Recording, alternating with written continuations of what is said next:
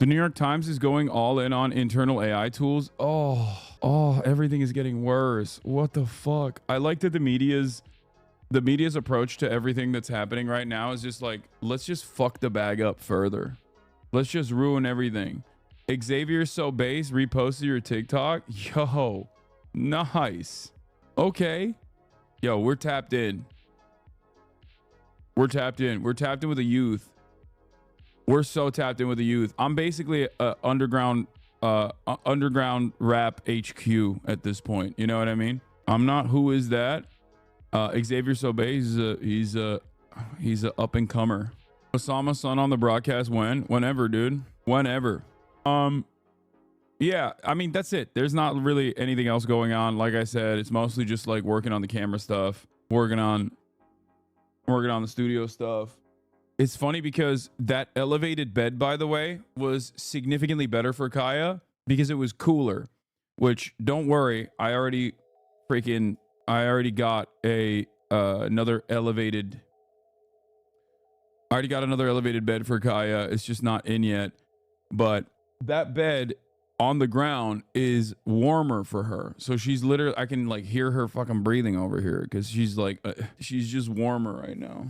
That's the reason why I had the elevated bed. Need cushion though? No, it's fine. What do you mean need cushion? She likes laying on the ground. That's what she likes doing. She likes laying on the ground. Skinny legend on the new Fear End. Hey, I guess. My dog likes to purposely trap himself in rooms to get her attention. That seems weird. Don't turn sideways. I won't be able to see you. That's funny. All right. Anyway, let's blast off and let's get started. I have seen you have horrible taste in rap music, lol. Did you see The American Woman in Pakistan? I don't have any taste in any music, but I do like to figure out what's going on, like what people are into, what people are invested in. That's simply it. I like to know what people are enjoying. That's it. Be in the know. Yeah, we know, gang. Yeah, it's fine. It might not be for you. A lot of new trends are certainly not going to be to your liking. Most likely, if you're in this community, you're probably, in your late 20s or probably 30 years old at this point. So that's it. All right, let's blast off. It's Monday Newsday. We got a lot to talk about. US-EU relations sour over Ukraine. Where do we go now? Oligarch takeover continues. Israelis shoot each other in Florida and blame Palestine? ? Milei rug pull. TikTok ban reasons revealed as Gaza. Woke game avowed later. Get in now. I really enjoyed Avowed last night, by the way. I know that you guys don't care. Calling us old, bro. WTF. I mean, we're all old. Avowed is woke. I don't even think it is. Do we have a blast off meme chat? Are we going to watch the SNL 50 sketches? Probably not. I mean, maybe. If we have time, if there's anything good in there. But I'm a structural engineer for multimillionaires construction companies. The subcontractors shitting their pants over the tariffs. When are we watching Amelia Perez, new John Oliver? Nice. Okay, we'll definitely watch that. All right, do we have a blast off meme or not? Okay, there's no blast off meme, it seems. You gamed last night or something? I missed it? Yes, I did game last night. And yes, of course you missed it. Everybody misses it. And usually they miss it deliberately. Usually they just refuse to watch when I game. And that's kind of the point. That's like, everybody just likes talking about gaming as a thing that sometimes happens. The reason why you missed it is because one, it was late, and also two, I played it for an hour, but fear not, I will get back to it today. Did you watch a Face the Nation clip that's going around? And what do you make of it? All right, here, we're blasting off first, and then we'll get to all of these news, okay? Don't worry, we're live. We're alive. Let's blast off. Let's get into it. Hold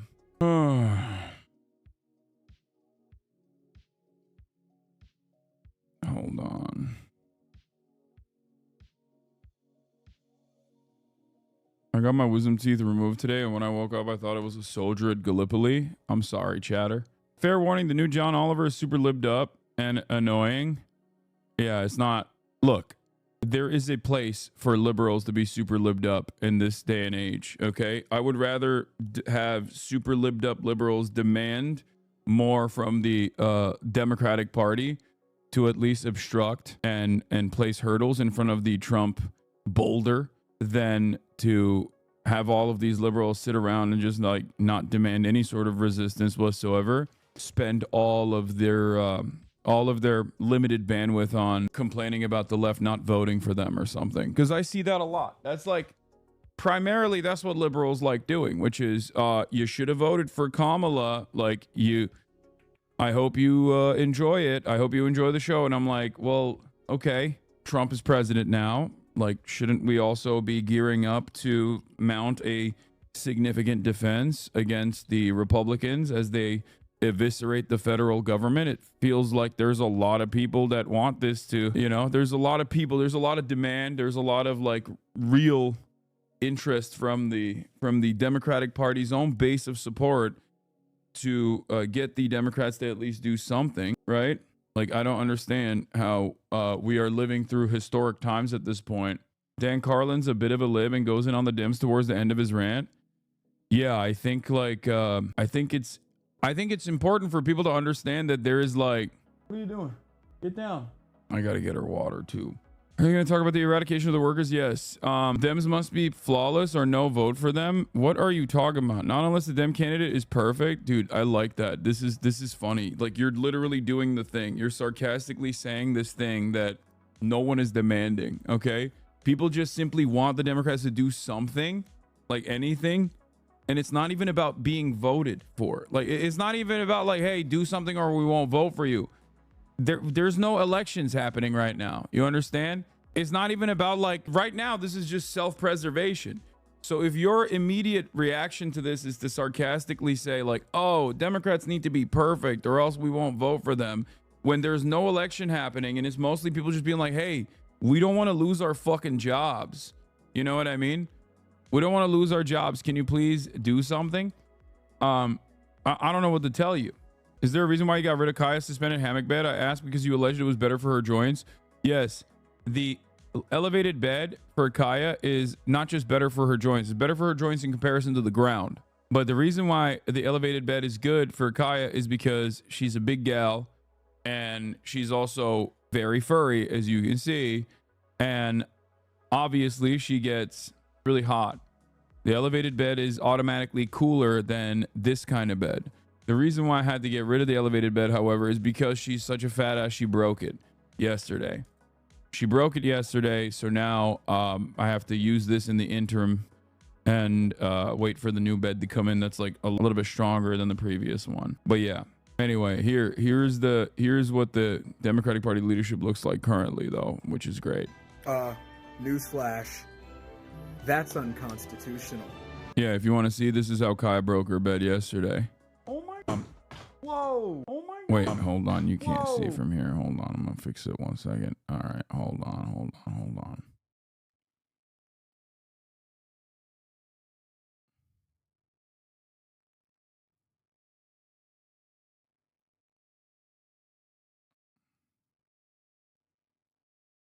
Okay.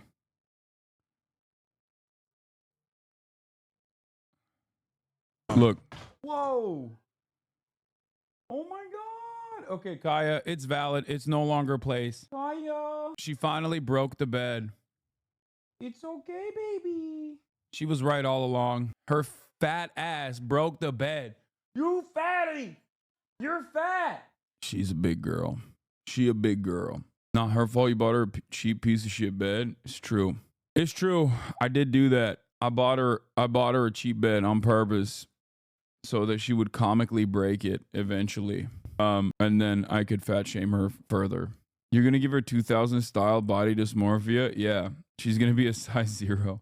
Oh, it's bigger here? Immediately. Yep, here it is. After like a successful cycle. Look at that. She's so good though. She immediately recognized. She was like, oh, like she rose the action. She sprung the action quick. She got good reflexes. Respect. Whoa. Oh my God. Okay, you're bigger than her. Shut up. I mean, it's true. Look at her face on the floor because that's a damn baby dog bed. Can we just stop? Can we stop? Can we stop doing this, please? I know it's everyone's favorite thing to do, which is like, Hassan, I want to actively monitor and actively explain, actively tell you what to do with your dog and everything else. But just, can we not do that? Can we get to the news? Because that's what I want to do. I want to cover the news, which is what I'm going to cover. Also, the All-Star game happened. We didn't really pay close attention to it. I didn't watch it at all, but from what I understand, it was a major dud. They tweaked some stuff about the All-Star game, apparently. And I, of course, didn't watch it out of solidarity with my goat, who unfortunately came down with something 20 minutes before the actual game. So, you know, I just didn't really care necessarily. I didn't care because my goat was not involved. And if my goat is not involved, then I'm not involved. I go where my goat goes. Anyway, let's continue. What else? That's it. It was 3 hours long and 41 minutes of play and rest ads. Yeah. That's why NHL stopped doing All-Star Game. They are boring as hell. How will you cope when he retires? Well, I'll figure it out. But also, here's my goat. Racism is the only thing he's fantastic for, because that's how he gets his rock off. He's orange. Sheesh. At Eminem. Fire emoji, black fist emoji, fire emoji, hashtag united. That's my goat being political, by the way. Do you understand? Look at the date on that tweet. Look at the date on that tweet. That's the most 2017 era tweet. LeBron has always maintained white girl wasted style posting. He has never stopped posting like that. He's always been the best. He has been the best at posting like a drunk white lady. And here he is doing the damn thing once again. Okay? This is why he's the GOAT. Y'all don't understand it. It's okay. Y'all are haters and possibly racist. Okay. Donald Trump has resisted the Trump administration and the implementation of proto-fascist principles in the first admin cycle harder than the Democrats ever could. He should be the president. He should be the president of not just the United States of America, but also perhaps the world. Okay. Let's get right into the news. Senator Rubio arrives overseas for talks to end the Russia-Ukraine war. As you guys know, there's a Munich Security Conference and so much happening on that side of the world. Donald Trump has decided, finally, to end the war in Ukraine. And how is he going to end it? Well, that is a little bit confusing for everyone, myself included. Now, of course, the dynamic for Ukraine, the die was cast, and not Senator Rubio, Secretary of State Rubio, I apologize. The dynamic for Ukraine was always, what America says goes, even though we kind of made it seem like we care about Ukrainian autonomy.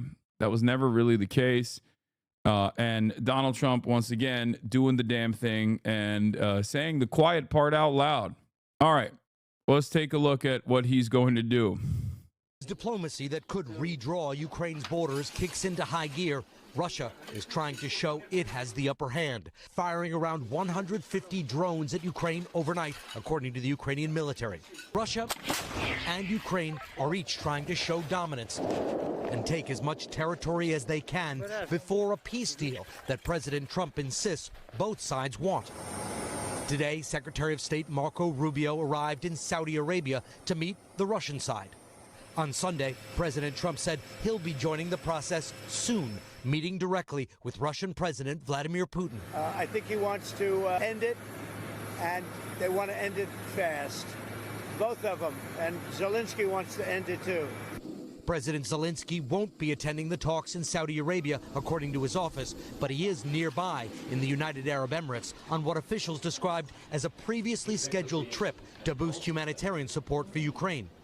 President Zelensky told NBC's Kristen Welker Ukraine can't be cut out of negotiations for a peace settlement that could see Ukraine surrender large amounts of territory currently occupied by Russian troops. Have you been given any assurances that Ukraine will have an equal seat at the negotiating table? So I will never accept any decisions between the United States and Russia about Ukraine. In a basement bunker in the Ukrainian city of Kherson this morning, children gather for a small party organized by volunteers. It's a Valentine's Day celebration to lift their spirits. The city is under constant Russian attack. After 3 years of war, many Ukrainians want to return to normal life, but they don't want their fate to be decided for them by President Trump. Like kind of like games behind our backs, and we don't like it because we don't understand that. Feels like there are negotiations happening in private and that your future is being determined Under a big question. under a big question mark. For now, Europe is being effectively... That's what happens when U.S. aid makes Ukraine woke. Everybody got blue hair. That's it. Zelensky said Ukraine will not accept any peace deal if they're not part of the talks, and yet the U.S. is still going to talk to Russia and leave Ukraine in the dust. At this point, I just want my uncle out of the country finally when the war eventually ends. Yeah, Ukraine is woke because of U.S. aid. As you can tell, because of the blue hair. That was a wig, Hassan. I know, man. I'm joking. Oh my God. Cut out of this negotiation process, with European officials meeting today in Paris for what are, in practice, consultations among themselves. The major issue here is here. I'll explain it to you with a previous example of what Pete Hegseth did. Pete Hegseth came out and said NATO is out of the question. Now, of course, if you've been following the situation closely, if you've been following the dynamic closely, you already knew that NATO was officially always out of the question for Ukraine. They just kind of dangled it as a way to claim that could potentially happen sometime in the future, but it was always, of course, out of the question for them, right? But the reason why it is a misstep to come out and just say NATO's out of the question, what are you talking about, is because if you are going into the negotiations, you're not supposed to say that out loud before the negotiations start, because there's no reason to concede to the other side's framework before the negotiations even start. Art of the deal, baby. Donald Trump should know this better than anybody else. Okay? So on the aesthetic front, or on the optics front, I think that's one of the major issues that people have with the way that the Trump administration does stuff. They just don't try to massage the narrative in any way, shape, or form. They don't try to make this as appealing to all parties involved in any way, shape, or form. They have a pretty strict might is right power dynamic understanding of the world, and they just go into it thinking, okay, well, you know, we're going to obviously make concessions, and it doesn't really matter what Ukraine's opinions are, what Ukrainians' opinions are, right? So that's it. Like, that's it. That's all this is. And the same principle holds for saying Ukraine is not going to be a part of these talks, or rather cutting Ukraine out of the talks and simply going to Russia and talking to Russia directly. Ultimately, yes, the United States and Russia are engaging in a proxy war in Ukraine. This is correct. This is what is happening, okay? A lot of Ukrainians have died as a consequence of this. In order to end this endless war, trench warfare, you know, hundreds of thousands of people dying, you have to talk to Russia. That part of the equation is not wrong. That is actually the correct thing to do. That is the appropriate approach. But once again, optically speaking, you're basically telling Ukraine, yeah, you're done. You're done. We're undermining you openly, outwardly, okay? We are not going to listen to your demands. That was the major difference between the Biden administration and the Trump administration. In terms of foreign policy, it's not that different. When Zelensky demanded when Zelensky demanded NATO air forces, like NATO state air forces, to create a no-flight zone over Ukrainian airspace, of course, America said, no, that's ridiculous. We're not going to do that. The reason for why was because, obviously, if they were to do that, that would mean all these nuclear powers would be going to direct war with one another, right? That was a demand that Ukraine made, understandably, since day one. That was a demand that Biden said no to since day one. But what did the Biden administration do in terms of foreign policy that the Trump administration is not doing right now? They massaged the narrative, okay? They made sure that, people didn't really focus on that side of the equation as much. Okay? People didn't really focus on the fact that this was a Ukrainian demand that America was not listening to, even though the claim overall was that the claim overall from the American side always was, oh, we care about Ukrainian autonomy. They never did. They never truly did. Okay? So that's it. The major difference here is that Donald Trump is actively undermining Ukraine and perhaps even coming to the negotiations while actively undermining America's ally in the process. And that, in and of itself, is probably not the best possible way to get into the negotiations, even though it is understandable that you are, at the end of the day, supposed to negotiate with Russia. President Trump said this week he did not say yes when he was asked if he sees Ukraine as an equal member in the peace process. He did say later that Ukraine would have a seat at the table. Have you been given any assurances that Ukraine will have an equal seat at the negotiating table? So I will never accept any decisions between the United States and Russia about Ukraine. Never. And our people. The problem with this statement is that, one, it's a falsehood. Okay? It's just not correct.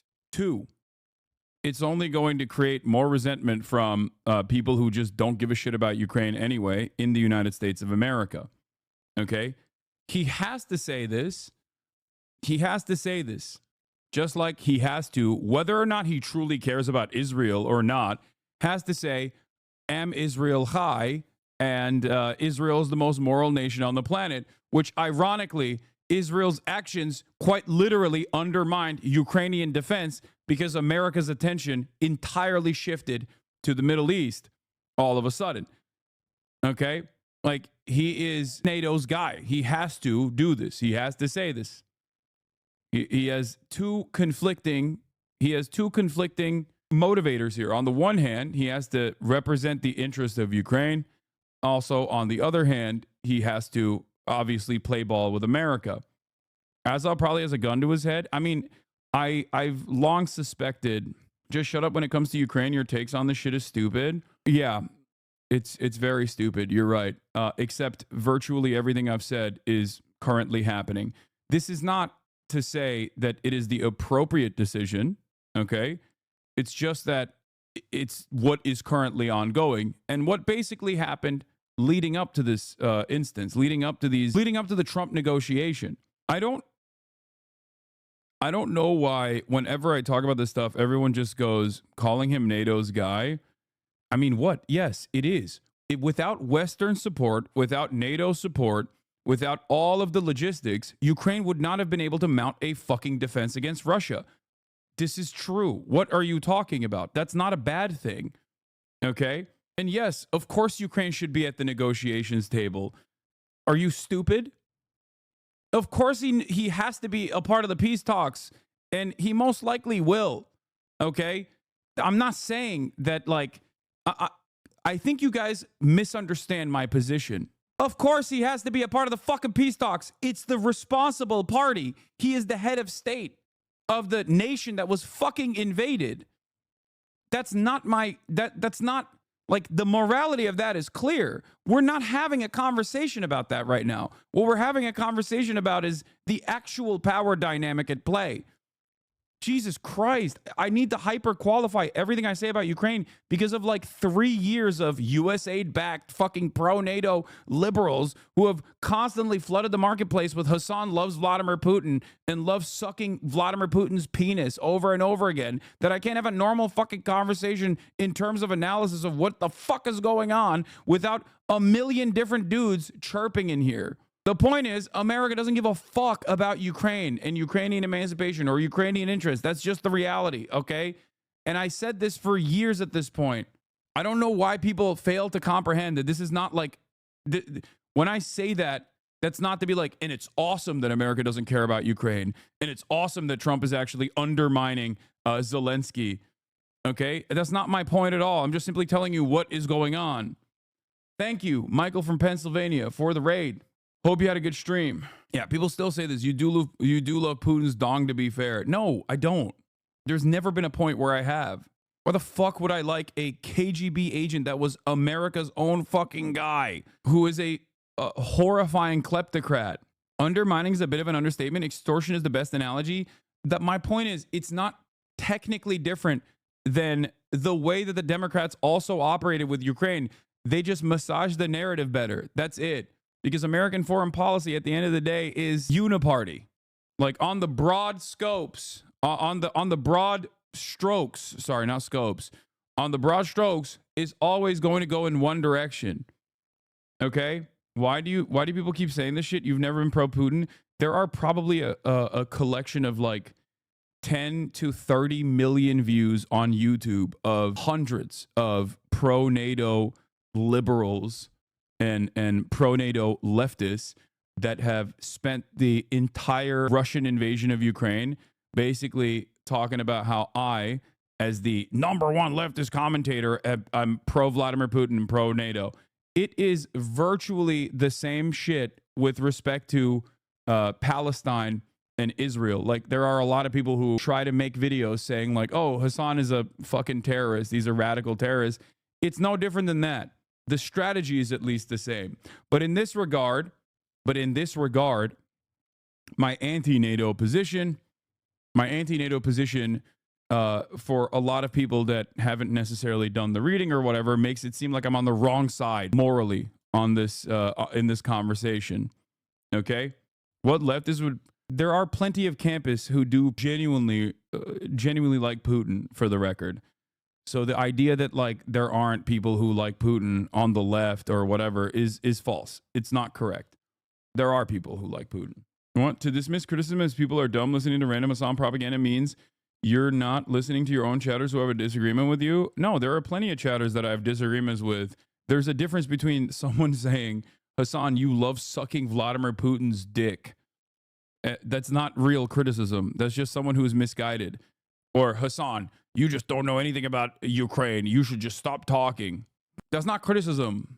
How is that criticism? That's just fucking bad faith bullshit. I like that for you, that seems like it's real criticism, though. Anyway, having said all of that, of course, what Donald Trump is doing is ridiculous. However, I will defend. This is like a Trump handling Korea situation. Opening up the talks to Vladimir Putin is not ridiculous. Okay, that's the other party involved. They are the perpetrators. They are the party that is doing the wrong thing. Having said that, however, that's how state versus state talks occur. There is no way to just simply be like, yeah, we're just never going to talk to Vladimir Putin, which is, once again, something that Joe Biden said over and over again. And I thought that that was a wrong thing to say, especially considering that the American State Department did talk to the Russian government. They talked to the Russian government when there was a hostage deal, for example. What? This is not what I or other people that are saying. What? Wait. Chatter. Those are the two comments that I addressed. I didn't read your comment. I don't know why you think that I read your comment and avoided it. Framing this as a war between the U.S. and Russia is just wrong, dude. Ukraine is supported by more than the U.S. I'm sorry, chatter. If you think that this is not almost entirely framed by the United States of America, I don't know how to begin to have this conversation with you. Okay? Bro, I think your understandable anti-imperialist bias is clouding your view of this. Ukraine was invaded and is supported by many countries in and around the EU and NATO, not just the United States. You're framing this as a proxy war between the US and Russia is just not true. You're right. The EU and NATO are totally separate entities from the United States. Specifically, the NATO is a totally separate, autonomous entity. You're right. My bad. I misunderstood the dynamic. I'm being sarcastic, by the way. Of course, this doesn't change the equation at all. This is exactly what I'm saying. Talk to Putin about what? What do you want him to say? Would you consider talking with Hitler during World War II? The conversation, or at least the dynamic here, is entirely different than World War II for one reason and one reason only: nuclear arms. If Hitler had nukes during World War II, the dynamic would also be very different. Okay? That's it. Russia has nukes. America has nukes. NATO nations have nukes. This is the reason why America won't institute a no-fly zone over Ukraine. This is the reason why America won't deploy troops into Ukraine to fight back against the Russian troops that have invaded Ukraine. That's it. Because the alternative to appeasement, as everyone always points to and says, this is just like appeasement, this is just like appeasement, is war. That's it. The alternative to appeasement is war. And at the end of the day, after 3 whole years of doing this, it is clear that either you are going to forcibly conscript younger Ukrainians and potentially eviscerate the remaining generation of Ukrainian men and continue trench warfare in eastern Ukraine, or you're going to have to try and manage the situation to the best of your ability. That's it. So in terms of actually having a conversation with Putin, whether or not he is going to follow through on his end of the bargain, that remains to be seen.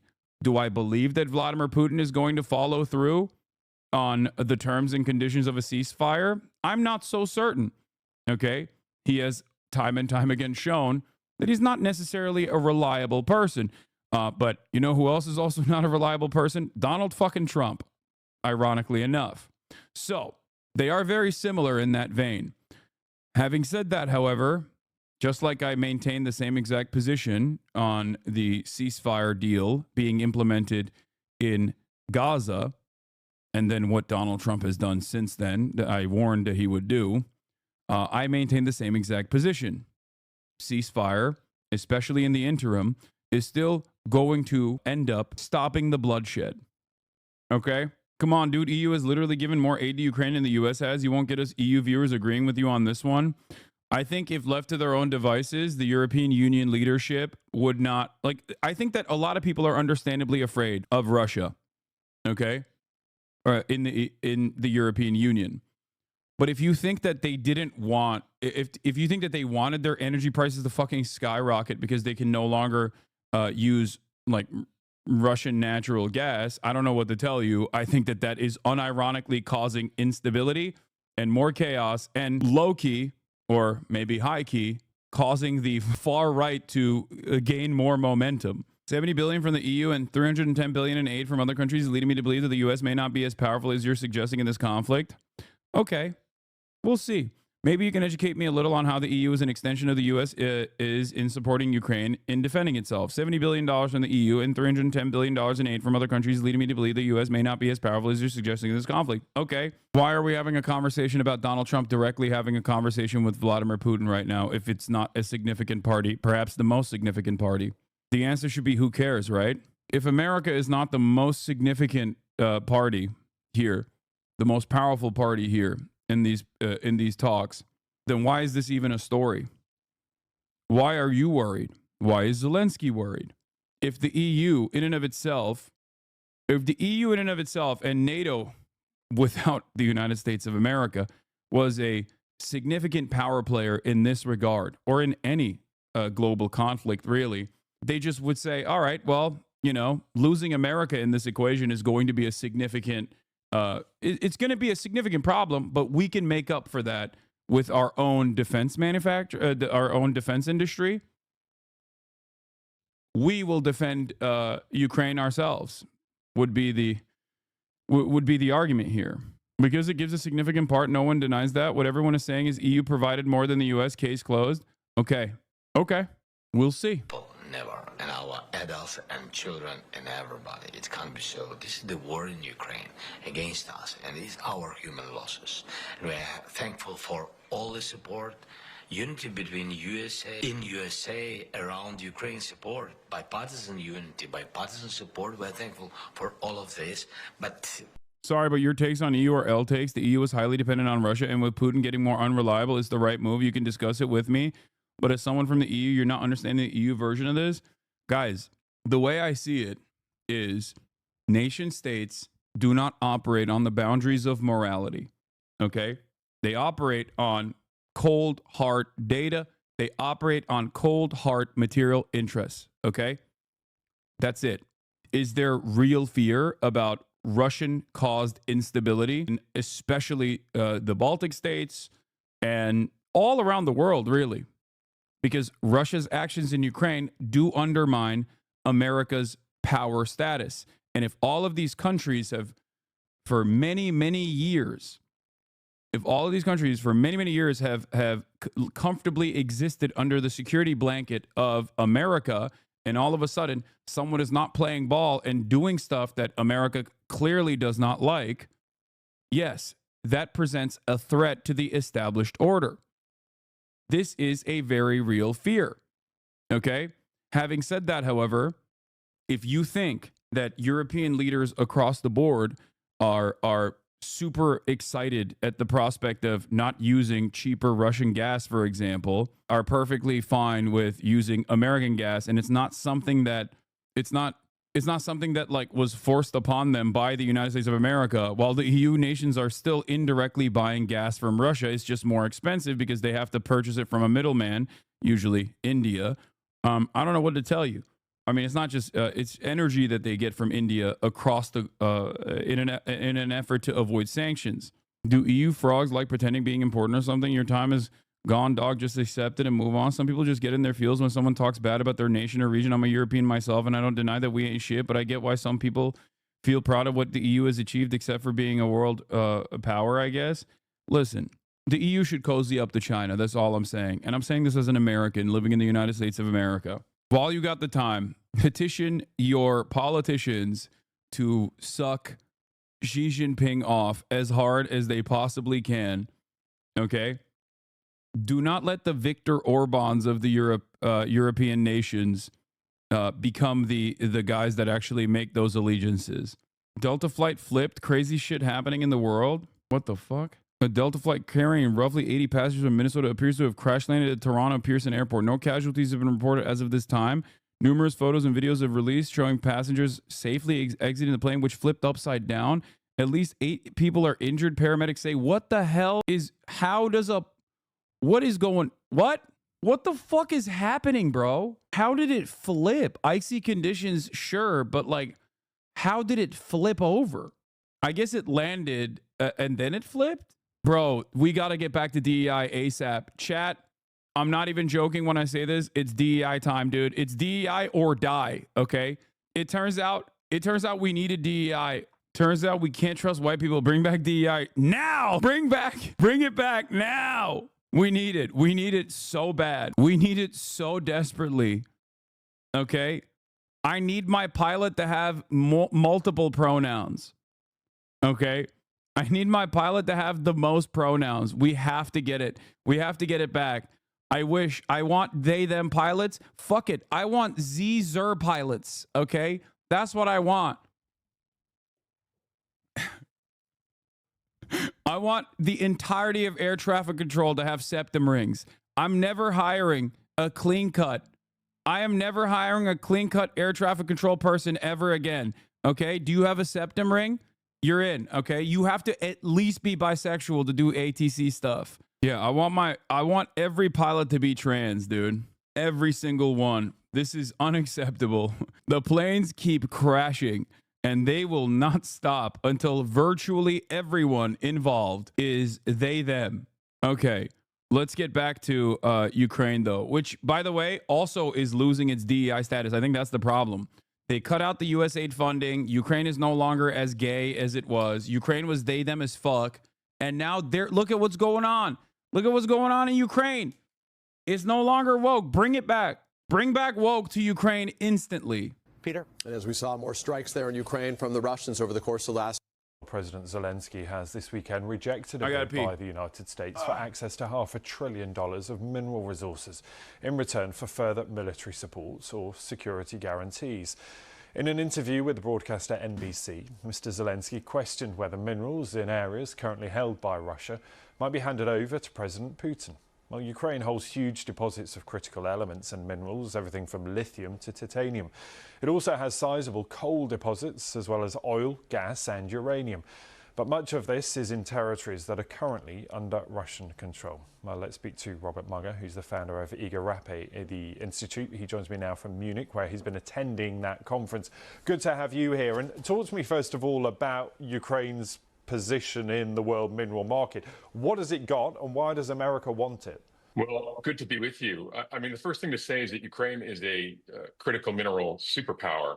It's got about 117 of the 120 minerals that are desired by countries around the world, many of which are desired by the United States and the European Union, and has, as you said, an abundance of hydrocarbons, oil and gas, especially coal, but also things like titanium, iron, lithium, rare earths, all minerals that are highly sought after in the rush for the green transition, as well as for aerospace and defense. Yeah, and they're so crucial in that green transition, of course, particularly for their role in batteries. And we know that that is at the centre of that big row between the US and China. And so Ukraine probably finds itself caught between the two in terms of who has access to it, because if you have access, you have power. Well, that's right. I mean, we estimated back in 2022 that Ukraine had something in the order of $26 trillion worth of deposits. The big challenge, though, is not only are those not fully developed, but about 20 to 30% of those back in 2022 were in Russian-occupied areas. And so while Ukraine has an abundance of many of these kinds of minerals that are being sought after, especially, as you say, for electric vehicles as well as for defense systems, a lot of these aren't yet developed or are only partially developed. And that was an issue that was actually being addressed before the war started, but the Russian-Ukraine war actually slowed down the auctions that were being planned by the European Union at the time. And so is it your assessment here that these minerals are being used as a bargaining chip in terms of whether the US will support either militarily or in terms of security guarantees? They're saying, look, give us access to these minerals, then you get our support, and without it, we won't. I mean, is that what it looks like right now? I would say this is a bit of a long shot for Ukraine. I mean, I think, first of all, there's definitely interest globally and has been interest in a variety of minerals in Ukraine for years. But right now, I think what Ukraine desperately seeks is more economic entanglement with the United States, especially in those areas that are occupied by Russia or those areas that are adjacent, as well as security guarantees so that there's a long-term investment from the United States in Ukraine. But it's going to take hundreds of billions of dollars of investment to really build an industry that's going to be one that the U.S. wants to preserve and protect. So I think Ukraine is really pushing hard right now with the United States to try to come up with some kind of arrangement that provides a satisfactory solution both for its domestic. I mean, why are they talking like this? Why are they not talking about how this is a clear-cut violation of Ukrainian sovereignty and Ukrainian autonomy? I'm so confused. Why are they doing cold hard analysis? Is this guy pro-Putin too? Is this guy pro-Trump? Perhaps it's because at a certain point you got to have an honest conversation about this, and that it was always about what material resources you can extract from this nation. That's it. The constituencies, but also security guarantees in the eventual ceasefire and peace deal that we're all hoping will be achieved at some point in the coming months or years. Robert, it's good to talk to you. Thank you. We will talk about this again, I'm sure. But Robert Mugger there, thank you. Good evening. I want to thank... Revealed Trump's confidential plan to put Ukraine in a stranglehold. Panic in Kyiv as U.S. president demands higher share of GDP than Germany's First World War reparations. That is, yeah. Donald Trump's demand for $500 billion payback for Ukraine goes far beyond U.S. control over country's critical minerals. This is, for the record, if people are failing to understand my position on this, this is gross. But that doesn't change the reality that it is honest. This is honesty in the American intention. If you thought that the Democrats had different opinions on this matter, you are wrong. Maybe the number wasn't 500 billion. Maybe they wouldn't say it's 500 billion. But I have, like, if you know anything about America's allies, with the exception of fucking Israel, this is how it works always. This is always how it's worked. It doesn't matter who's in charge. We use all of these other countries in the periphery as a cumsock against whoever we consider to be our foreign adversaries. And then we extract natural resources in the process. We extract labor in the process. We maintain control over their political structure in the process. And that's it. It's completely unjustifiable. It's completely unacceptable. But that is the modus operandi. That's my point, at least. That's been my point. Neolib started doing this in the development politics and do the same here for defense politics. Yeah. Why have you turned off my goat, Starmer? Keir Stalin? Hold on. We're going to get back to him in a second. President Macron for convening us. I am interested to see how the European leaders move from this point on. Because I suspect from their perspective, if they're being also equally honest about this process, right, they have their own personal ambitions in Ukraine as well. But that's usually just like small fry in comparison to what America's ambitions are in Ukraine, right? They also have genuine fear from Russian retaliation. Why do they have genuine fear from Russian retaliation? This was the case during the Cold War as well, because they're closer in proximity to Russia. Okay? That's an important part of this process. That's an important way to understand the European mindset on Russia's irredentist actions in Ukraine regardless. Because they see that and they think, well, we're in striking distance. America is not. Okay? That's also important to recognize here.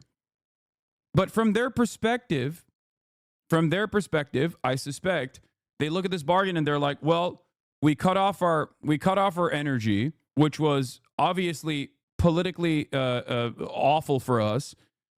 It harmed people economically. Now we have to pay more for that energy. Now we're getting it from America as well. And then also, America is not even playing their end of the bargain. They're basically undermining us after causing us to get into this situation. EU holds over $200 billion in frozen Russian assets. They want a seat at the table. That's why they're panicking. Emergency summit in Paris today because Trump is not consulting them. Bro, America's very close to Russia. What do you mean? Yeah, dude, we're not talking about Alaska, okay? Thinking Russia would attack NATO seems pretty stupid, honestly. Like, literally would start nuclear World War III. Yeah, but from their perspective, they're worried that NATO is also falling apart because they think Donald Trump is not invested in NATO as much as he's invested in cutting a deal with Vladimir Putin. Does this community really care about Europe? Yeah, of course I care about Europe. I care about the entire planet. What are you talking about? Are there normal people living in Europe? Yes. So do I care about Europe? Yes. Like, all jokes aside, of course, every country has innocent citizens living in it. It's not like they're comprised entirely of fucking oligarchs or whatever. Anyway, let's continue. This evening. At stake is not just the future of Ukraine, it is an existential question for Europe as a whole, and therefore vital for Britain's national interest. This is a once-in-a-generation moment for the collective security of our continent. Only a lasting peace in Ukraine that safeguards its sovereignty will deter Putin from further aggression in the future. Now, recent statements by the US administration should not come as a surprise. President Trump has long expressed the wish for Europe to step up and meet the demands of its own security, that he wants to get a lasting peace agreement to end the war in Ukraine. So today's informal meeting of European leaders was a vital first step in responding to that challenge. On defence, it's clear the US is not going to leave NATO. But we Europeans will have to do more. The issue of burden sharing is not new, but it is now pressing. And Europeans will have to step up, both in terms of spending and the capability. I think what's incredibly scary about everything that's happening here is the rampant militarization of all of these other countries. Okay? In order for nations like the UK to spend more on defense, they're going to have to do even more austerity elsewhere. Okay? The entirety of Western liberal democracies, all of them, they're all falling apart. Funny how almost all the comments in the video disagree with him. Totally agree with Trump and Vance's view on Ukraine and Europe. It's embarrassing that a continent like Europe can't protect itself, or more likely, so weak-willed it believes it can't. He mentioned taking responsibility for taking action for our security on our continent, yet we are not allowed to talk about it or get arrested. Abilities that we provide. On Ukraine, we're at the very early stage of the process. Europe must play its role, and I'm prepared to consider committing British forces on the ground alongside others if there is a lasting peace agreement.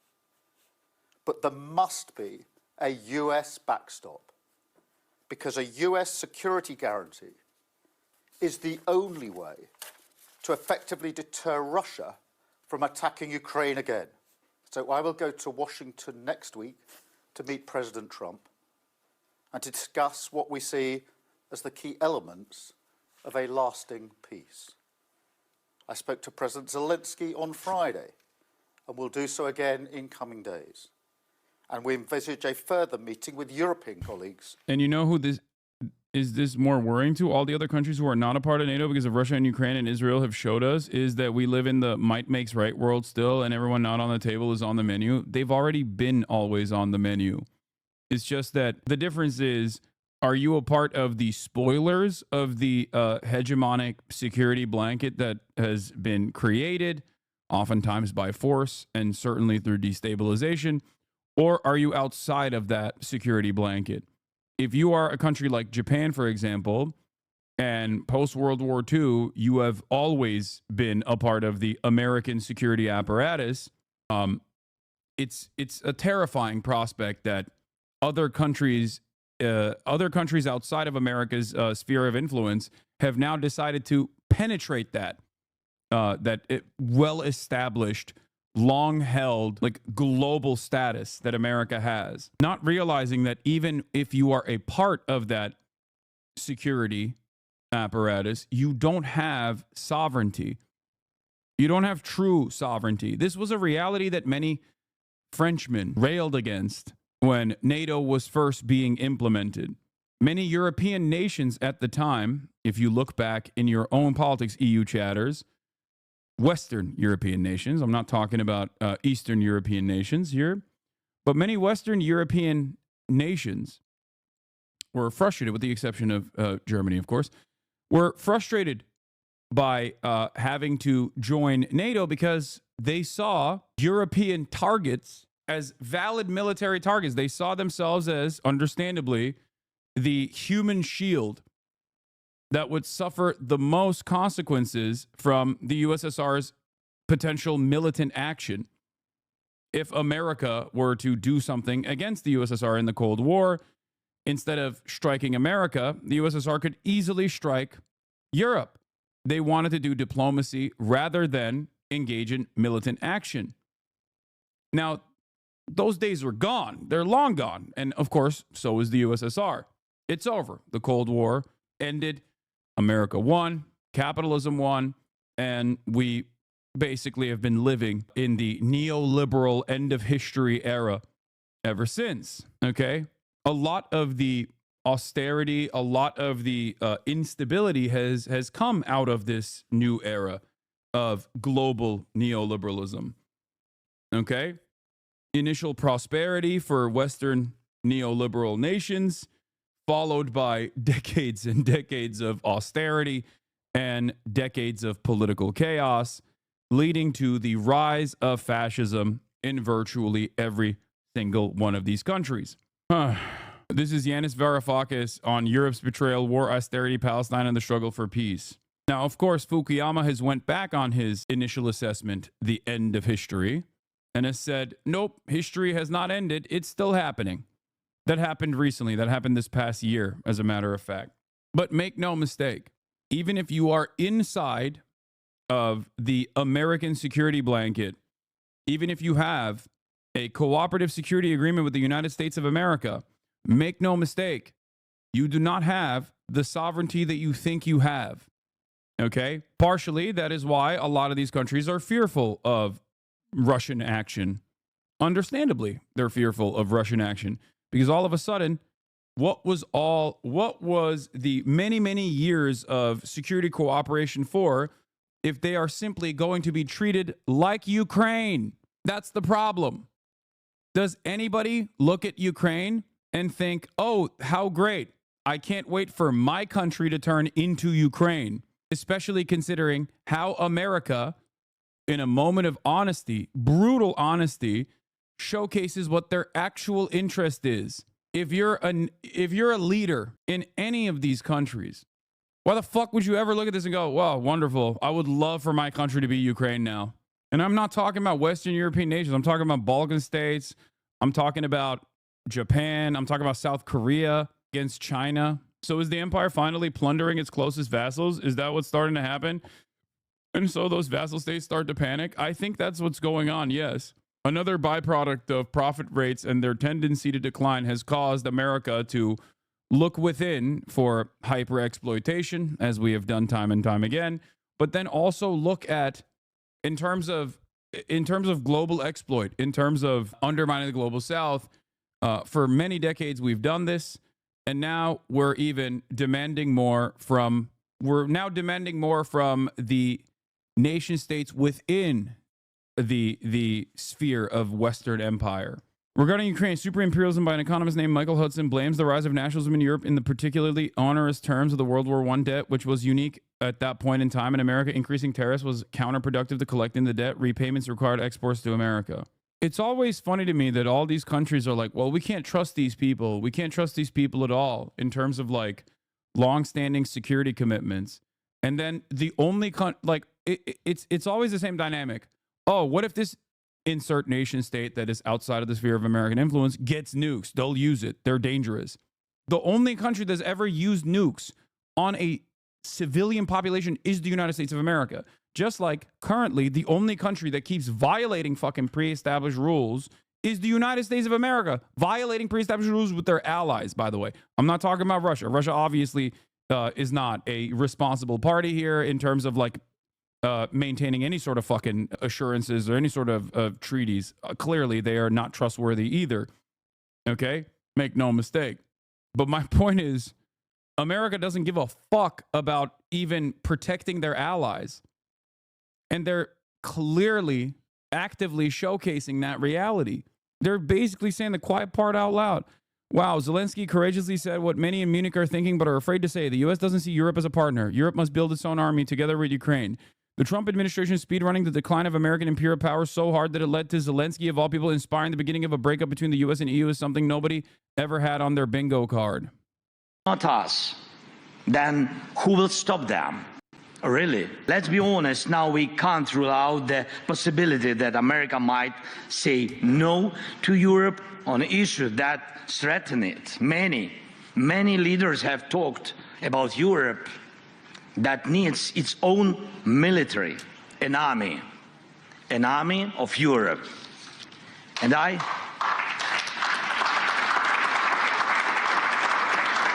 I really believe that time has come. The armed forces of Europe must be created. Dude, this is sick. World War II with no FDR and 20 different Nazi parties across the EU. Yeah. Nah, sick stuff. Europe militarizes independently of America, which I don't even know how the fuck they would do that. Okay. But let's say they do that. Spend more on defense, spend less on social safety nets, more austerity comes as a consequence of that. People become even more reactionary. Nazi parties rise up everywhere in fucking Europe.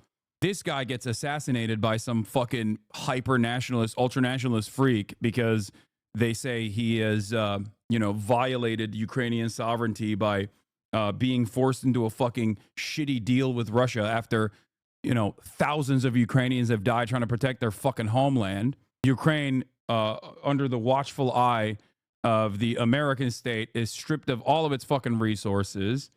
Great stuff overall. You're victim blaming. None of this would be necessary if Russia hadn't invaded. What are you talking about? I'm not even fucking blaming Zelensky.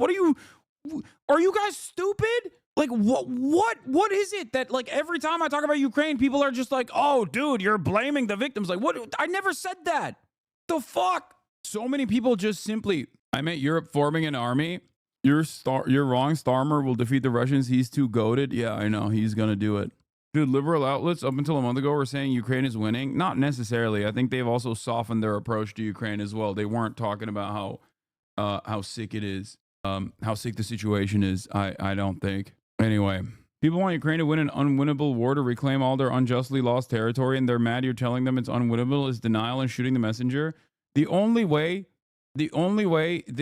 There's only two options out of this, and I've mentioned this multiple times, okay? I've mentioned this a lot of times. You disband NATO somehow, and non-nuclear nations, I guess, go to war with Russia directly and send their military into Ukraine. Obviously, America wouldn't do that, okay?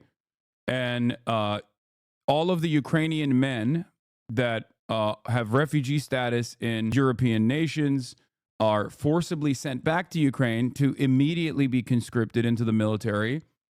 to beef up the ranks of the Ukrainian self-defense forces. Same with the Ukrainian men that currently live inside of Ukraine that are under the age of the that are younger than the previous ages that people were being drafted from.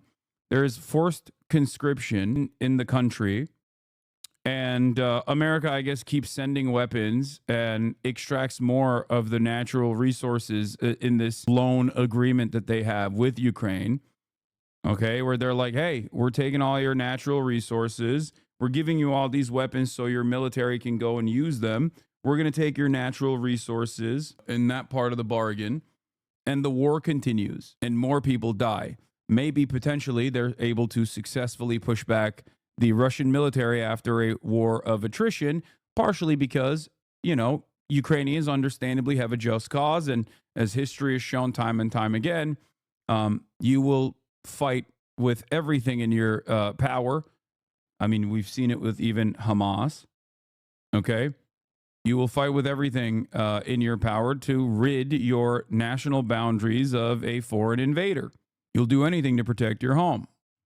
Maybe 10, 15 years down the line, they turn around and they successfully purge the Russian invasion. I don't know. Maybe even in a shorter period of time, not 10. Maybe it'll take 5 years, right? That's one option. Hamas is not the same at all like Ukraine, not even close. What?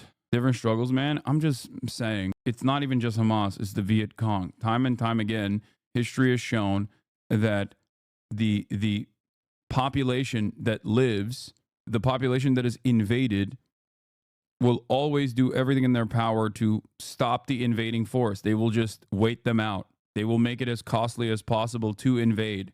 That's all I'm stating. And Ukrainians are still very much the population that's being invaded. They will do everything they can. Anyway, here is Senator Blumenthal. To my fellow Americans, let me just say you're getting your money's worth in Ukraine. The Russian military has been degraded by 1/2. It's been reduced in strength by 50% without a single loss of an American serviceman, with less than 3% of our military budget. That is quite a bargain in military terms. That's Senator Blumenthal. Elizabeth Warren has said similar things, and so has Lindsey Graham. With two colleagues, Senator Lindsey Graham, Republican of South Carolina, and Senator Elizabeth Warren of Massachusetts, Republican and Democrat.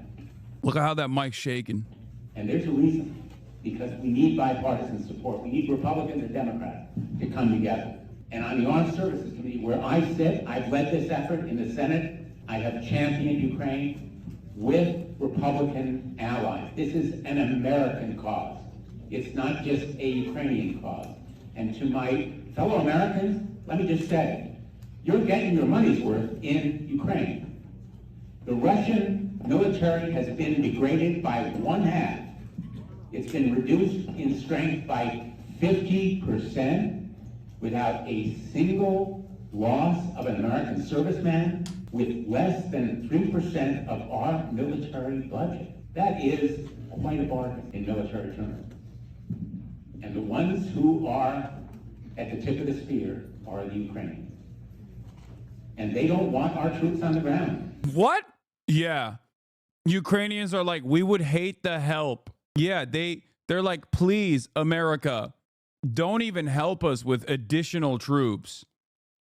Yeah, we love the concept of just fucking dying. Yeah, that's why they keep saying, hey, can you please do a no-fly zone over Ukrainian airspace since the day of the Russian invasion. Ukraine's like, nah, bro, I got this. I love playing on hardcore difficulty.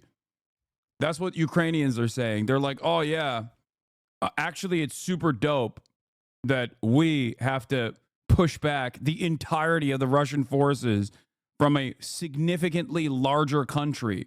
Why is Russia getting North Korean soldiers, but Ukraine can't get help? First of all, Russia getting North Korean soldiers is probably less impactful overall than the foreign legion of like actually trained Australian and American soldiers fighting actively both inside of Ukraine and now in Kursk as well. So like those guys are, they don't like, what are you talking about? Like what the constant like North Korea is a real player at the table conversations are so funny to me. That's more so like a reinstatement of the security cooperation that North Korea has. They don't have a lot of motion. You feel me? Yeah, they're cannon fodder at most. They want to fight this fight on their own, but they need our support. And we will... Yeah, the North Korean supply is more significant on the artillery coverage. Obviously, they've been using a lot of conventional weapons in this battlefield, and the DPRK has actually offered a lot more coverage in terms of the artillery shells that they're providing. That has been more significant for in terms of their security cooperation. Not like, I don't know, however many 10,000 soldiers that they sent over from DPRK to Russia. Be obligated to have troops on the ground if we fail to stop Putin now, because he will keep rolling forward. He will keep moving. That's what bullies do. That's his vision, to restore the old Soviet Empire, the old Russian Empire, and to do it with atrocities, tying women and children's hands behind their back, shooting them in the head, hundreds of them. I have visited the mass graves in Bucha and other towns around Kyiv. This man is a war criminal. He is a murderous thug, and he understands only... While I 100% agree in terms of Putin being a war criminal or being a murderous thug, I wonder what Blumenthal has said about Benjamin Netanyahu. I mean, he's right on Russia for sure. He's right on Putin for sure. But your president is meeting him? Yeah, of course he's meeting him. I suggested that Biden meet him too. What are you talking about? Like, what's this conversation? Yes. You have to do that, okay? You have to do that. That is the reality. Please, wake up. He's right that Russia is trying to establish the USSR. No, he's a fucking moron. Russia is not trying to reestablish the USSR. If anything, it's more, they skipped a step. They're trying to reestablish a Russian empire is an argument that I would agree to, but not the fucking USSR, okay? Vladimir Putin is literally a counter-revolutionary, reactionary kleptocrat. He is not a fucking Marxist-Leninist. What are we talking about? The USSR. No, these guys are morons. And the only thing, they just know that is like something, that's a catch-all term that they're utilizing. They'd be like, ooh, scary. They want to do Soviet-style USSR empire or whatever the fuck. Wrong? Please, explain to me how Vladimir Putin is any way, shape, or form remotely close to the Soviet regime or any sort of like allegiance to socialism, real, existing, all around the world. My commie friend in Lebanon loves Putin, and I keep trying to explain he just likes that Russia is anti-West right now. Yeah, of course. This is the other side of the equation that I try to explain to Americans, but then they think I'm like hyping up Vladimir Putin. In terms of why there is a lot of loyalty or a lot of hell yeah, give it to him style attitude in the global south towards what Russia is doing, despite the fact that Russian PMCs are also picking apart other nations for scraps as well in Africa to fill their own personal coffers. The reason why a lot of people see it is almost the same as the same bargain that they've done, the same bargain that they've engaged with China. Okay, they see Russia as one of the only large powers on the planet that has the ambition and has, I guess, the insanity to really stick it to the fucking Western superpowers. If you've only been dominated your entire life by Western superpowers, then yeah, you're like, all right, that's great. Give it to them. Enemy of my enemy is my friend type situation. Do you understand? It is campist for sure. Wrong. Wait, what? Wrong. What does not elaborate is so reductive. Enemy of my enemy thinking, oh, you're not telling me that I'm engaging in reductive. I'm just explaining to you what their assessment is. I don't agree with that assessment. I don't agree with Russian action in Ukraine. I just want to point that. I want to point that out over and over again because I know a lot of liberals are allergic to nuanced thinking in this regard. Define campist. That's it. You're in either a Western camp or against the West. Campists are people who are unconditionally anti-West. Okay? The people who unironically go, well, anyone that's fighting back against America is good in my book, even if they're, not exactly great themselves. Wow, I really can't believe you would say NATO is used by the United States as a colonial weapon. I, as a 20-month sub, was not expecting that take. Yeah. Do you think Putin is going to stop after Ukraine, even after the ceasefire? I don't know. I genuinely don't know. I don't know. I can't I'm not making predictions that revolve around Vladimir Putin behaving like a rational actor. I have done that in the past, and I've suffered many consequences for that. Okay? I'm not in the business of making predictions that require thinking of Vladimir Putin as a rational actor. Okay? I'm not doing that. Here, let's listen to Yanis Varoufakis. Friends, Germans, citizens from all over, sisters and brothers, we once had a dream. It was a dream of what Europe could have been. It wasn't about a single market. It wasn't about a single currency. It wasn't about a common budget. Giannis is so cool, so dripped out too. That's a similar motorcycle jacket to the one I got my brother as a gift. He's also a biker. For those of you who don't know, Yanis Varoufakis is no, it's not Celine. No, it's what is it called? I forget the brand, but it's a motorcycle brand. They make sick they make dope jackets. No, I don't think it's no, it's not Barber. No, it's not Barber. Barber's not a motorcycle. Barber is not a motorcycle brand. Barber is a hunting brand, and it's great. Bellstaff. Yes. I think that's a Bellstaff jacket. I can't tell from the patch. Bellstaff is the brand. I don't know if this is a Barber jacket. It doesn't look like a Barber jacket. It looks like a Bellstaff jacket. We dreamt of Europe as a peace with justice project. But that dream has now evaporated. In the cold, hard light that we woke up, it has gone. 15 years ago, a bankers' crisis led to austerity for the many and to a lot of money printing for the very few. It was... I can't read it. What is it? Oh, it is Barber. I was wrong. It's not Bellstaff. I think it is Barber. Chatters were right. I was wrong. Fashion Stone Lock. Completely irrelevant. I know. Sorry. Lock in. It was the end of justice. And it was the beginning of the long winter of Europe, of Germany's long winter, of deindustrialization, of stagnation, of a vicious class war against the majority all over Europe. And then, before we knew it, fascism and war was in the air. To stop the victims of their austerity from challenging them, from questioning them, they terrorize you. You heard Mr. Pistorius, the German defense minister, saying that Putin is the new Hitler and that we, the peace activists, are Putin's useful idiots, Putin's appeasers. I have a question for Mr. Pistorius. I have a question for Mrs. von der Leyen. I have a question for Mr. Friedrich Merz. If Putin is the new Hitler, why are you not sending Allied troops to take Moscow, to drag Putin to a new Nuremberg trial, or at least to force him into a bunker so he can commit suicide?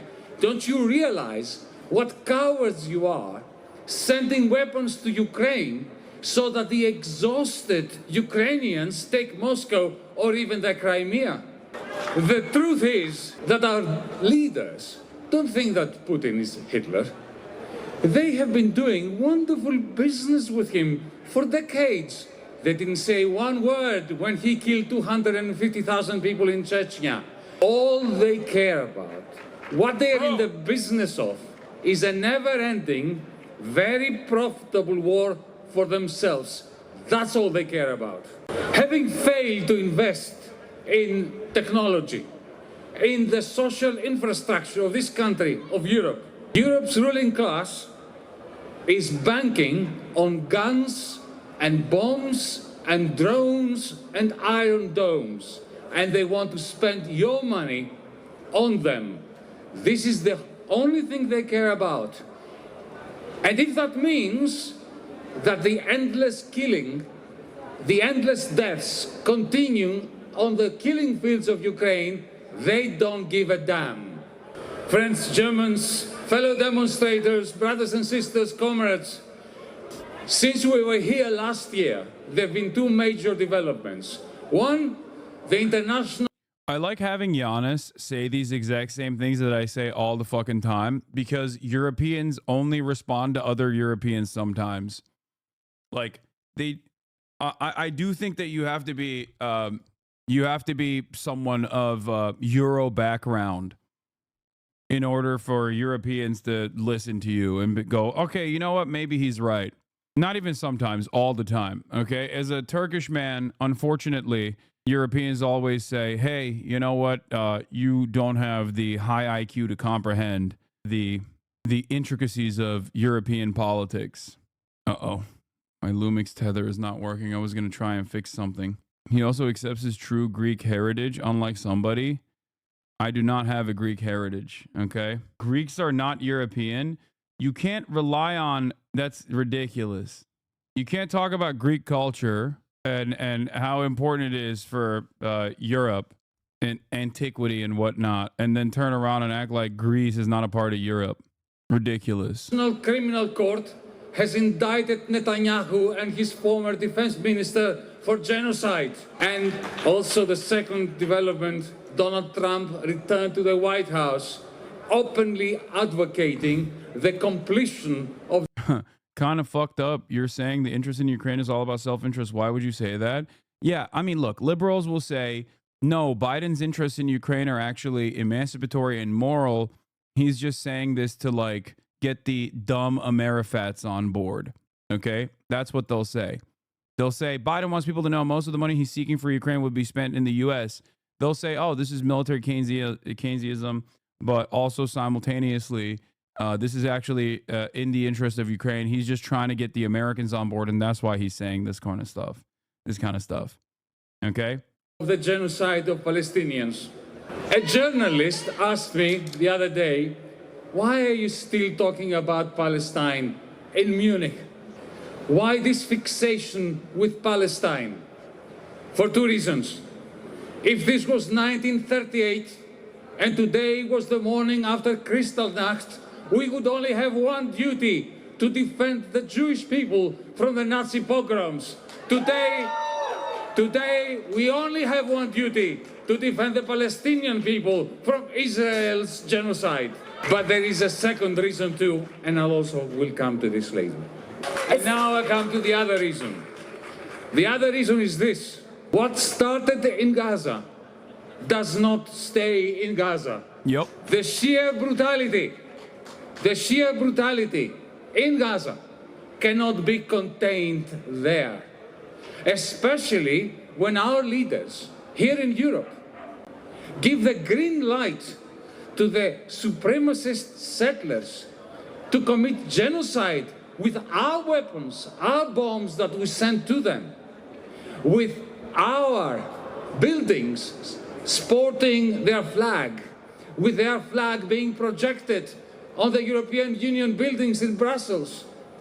Supremacist ideology gets reinforced in Germany, in France, in Belgium, in the Netherlands, in Italy, in Spain, in Greece. And you can see that in the polls. With the rise of fascism, you will see it next Sunday as a result of your general election here in the Federal Republic of Germany.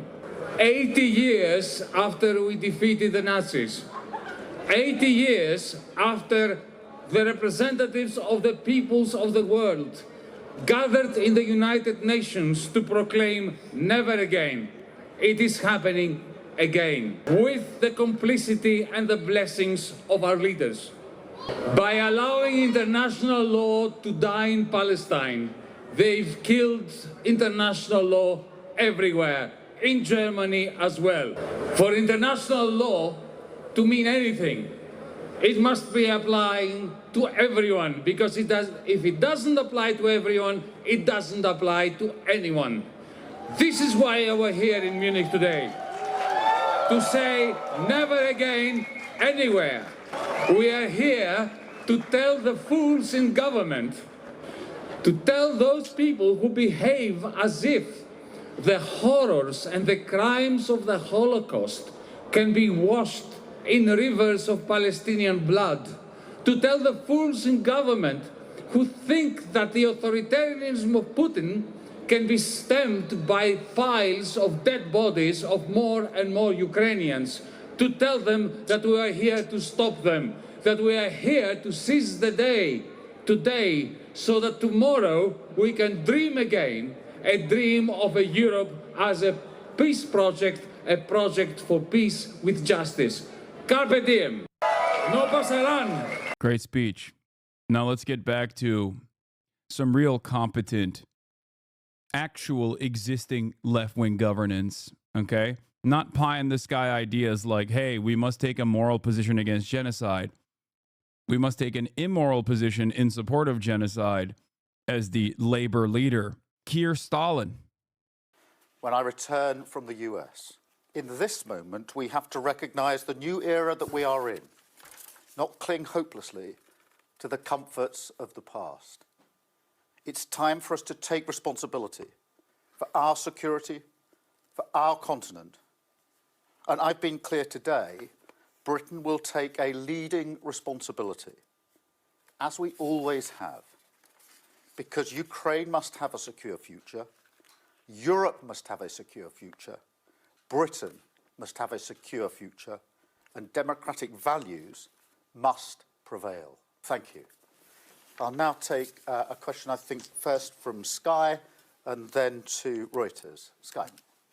Prime Minister, by unilaterally starting talks with Russia, has the United States undermined the UK, Europe and Ukraine? What the United States wants is lasting peace. That's what Ukraine wants. That's what the United Kingdom wants. And that's what European allies want. What is important is that we ensure that Ukraine is in the strongest possible position if we're to go into talks or if the fighting is to continue, and to ensure that if there's discussion about any guarantees that are being provided, that the European nations show willing, as I have done, but also are absolutely clear that it must be with a US backstop, because I don't believe it'll be a guarantee if there isn't the US backstop behind those security guarantees. Thank you. What sort of future do you see for any Ukraine peace deal if the United States will not guarantee to put troops on the ground? Well, look, we're at a very early stage of the discussions at the moment. The war is going on, and the quickest way to end the war is, of course, for Russia to cease its aggression. So this is the very early stages.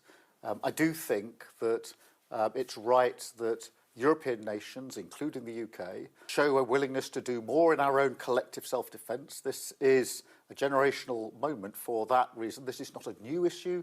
It's an issue we've talked about many, many times, about the need for Europeans to step up. This is the moment to do so, including, if necessary, security guarantees.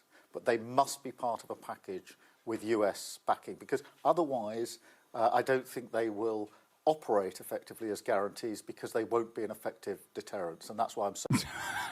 That's a crazy thing to admit, dude. You can't even flex hard enough.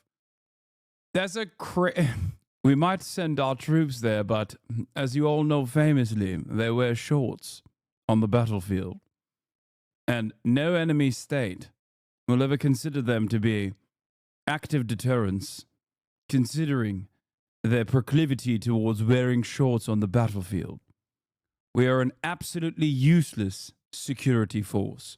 We need the United States' military and their lack of shorts wearing to be a real mounted defense.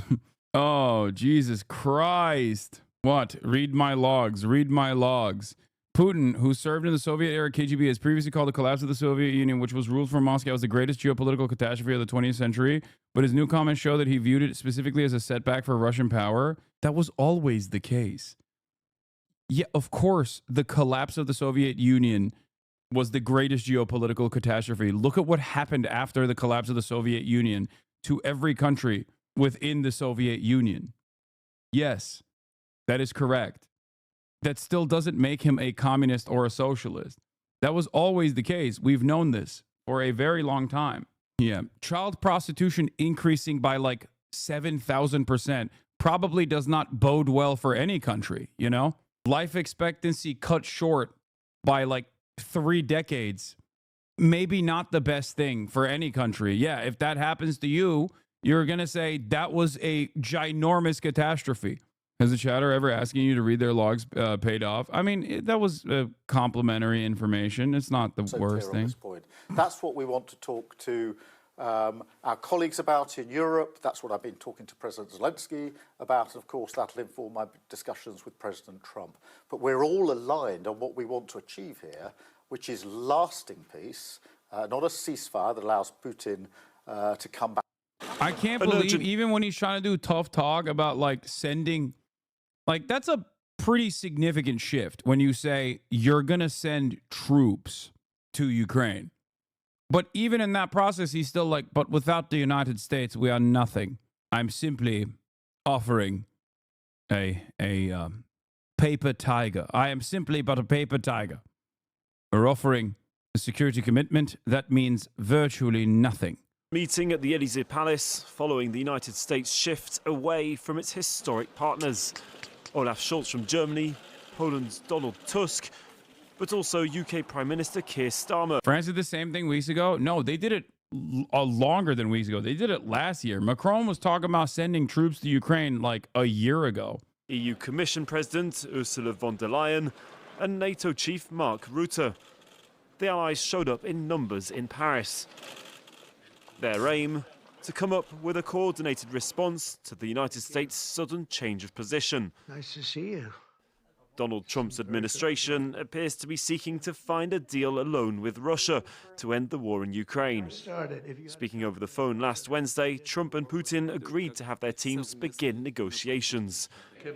On Monday, the UK government spokesman said Keir Starmer expects to meet Donald Trump next week, after saying he'd send British troops to Ukraine if necessary.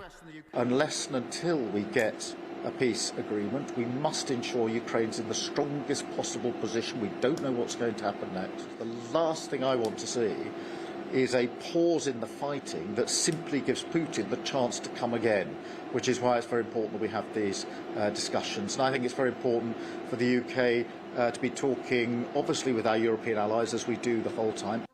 Last week, the United States Defence Chief suggested that Ukraine should abandon hopes of winning its territory back from Russia and ruled out its ambitions to join NATO. Volodymyr Zelensky, meanwhile, said that he wouldn't recognise an agreement if Ukraine isn't involved in the peace talks. James Vassner with that. European leaders have been holding an emergency meeting in Paris concerning their role in Ukraine, amid fears that they can no longer rely on their security alliance with the United States. Germany's Chancellor said Europe will keep supporting Ukraine and that peace terms cannot be dictated to Kyiv. He also said he was irritated about talk of sending peacekeeping troops, saying it was premature. I don't understand why the U.S. is doing this. Would you explain the position? This is going to once again really frustrate a lot of people who have a totally idealistic notion of American foreign policy. Donald Trump saying this stuff is basically not different than the previous administration's goals and agenda overall in Ukraine. It's just simply saying the quiet part out loud. And a lot of these guys get frustrated because it undermines their political power in their countries. Okay? It undermines Zelensky when you say, yeah, shut the fuck up. You are not a part of this process. We're going to do whatever we want, and we're going to get $500 billion worth of natural resource from you. Ukrainians have access to the internet. They hear that. They go, what the fuck? The hell is this? Same with Olaf Scholz or Keir Stalin or Macron, where they're like, wait a minute. What do you mean you're just cutting us out of this conversation? Like, we have been wonderful allies this entire time. That's it. It's no different than Donald Trump coming out and being like, yeah, I don't care. We're going to do ethnic cleansing in Gaza. And then European leaders being like, whoa, wait a minute. That's genocide, I think. That's a violation of international human rights. Like, what do you mean you're going to do ethnic displacement of all Palestinians? It's just simply saying the quiet part out loud, and then these guys aesthetically posturing as though they have any say in the process. I don't know if this will be a moment of self-reflection for a lot of people who turn around and say, oh, Hassan, your attitude is just America bad. Your attitude is just America bad. You give a lot of credit to the United States of America in terms of all these global affairs that are happening. Will they maybe realize that at the end of the day, the United States of America does dictate these terms and has consistently done so, except previous administrations that were at least more competent, whether they be Republican or Democrat, have done so in a way where they've handled the delicate affair with some semblance of commitment to international rule-based order, you know, when they never actually cared about that whatsoever. One of the greatest examples of this is that under the Bush administration post 9/11, Congress created a new law called the Invasion of the Hague Act, okay, which dictated that if the International Criminal Court, which is in The Hague, which is in the city Hague, were to ever actually prosecute and extradite a American combatant or even America's allies, America would invade the Netherlands, like militarily invade the Netherlands. That's a law that has been. Is that act still valid or was overturned? No, of course it wasn't overturned, and that's the point I'm making. Obama, who railed against the war on terror, said he was going to close Guantanamo Bay, certainly did not overturn that, did not even make a push for it. EU has some leverage to be included here, $200 billion in Russian assets. Yeah, it was presented as the American Service Members Protection Act. It's so shocking that whenever I mention this, people still get confused by it. They're like, what? Are you serious? Yes, I am serious. And neither the Democrats nor the Republicans that came after ever overturned that. Okay? And there's a reason for why they didn't overturn it, because American foreign policy is uniparty. Yeah, and it's not just, no, it's not. It's not just about American citizens, no. The American Service Members Protection Act apparently also means allies as well. I don't understand why people who think you're so anti-American just consume any other news outlet. That perspective is covered to death by 99% of media. Yeah, that is interesting to me. Because I make it very clear that, like, my goal is not to simply regurgitate State Department propaganda, but instead to offer you a broader perspective on these affairs. And in most circumstances, I think when you get this broader perspective, whether you agree with me or not, this broader perspective will inform your analysis and allow you to see the bigger picture. It will also help you make better assessments about what is slated to happen in the future. French President Emmanuel Macron called the meeting after the Trump administration left the Europeans out of direct negotiations with Russia on ending the Ukraine war. Straight to the Élysée Paris, at the Élysée Palace in Paris, where those talks are taking place. Our correspondent Rosie Burchard is there. Welcome, Rosie. So we heard from the British Prime Minister saying he's willing to send troops to Ukraine as part of a peace deal. And didn't you say Russia was annexing its own territory? I'm done. I'm sorry. I can't keep addressing the exact same clip that you saw that was suspiciously 12 seconds long over and over again from fucking 3 years ago, dude. Germany's chancellor saying... No, I didn't say that. I don't think Russia's annexation of Ukraine is in any way, shape, or form remotely appropriate. Irritated by that kind of talk. What else has Chancellor Scholz been saying? Yes, well, the Élysée Palace here in Paris has become something of a crisis management hub here, an emergency summit that was called by French President Macron with select European leaders, and indeed German Chancellor Olaf Scholz was the first to leave the building.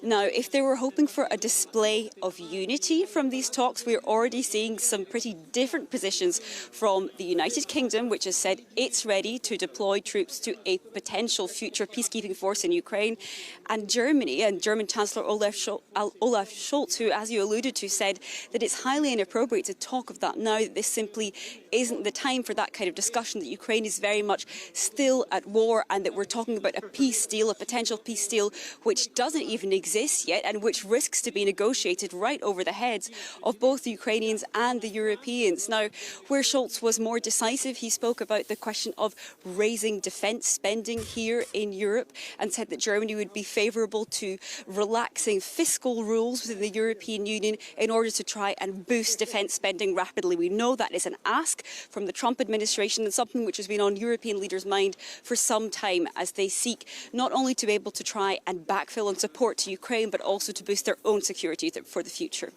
And what was the French president hoping to achieve with this summit? Well, listen, I think it's about getting heads together, trying to have a huddle before a really important week of diplomacy. And needless to say, this is just the first of a number of crucial meetings that are going to be taking place throughout this week, and not least in Saudi Arabia with the US and Russia, kick-starting those first talks over Ukraine.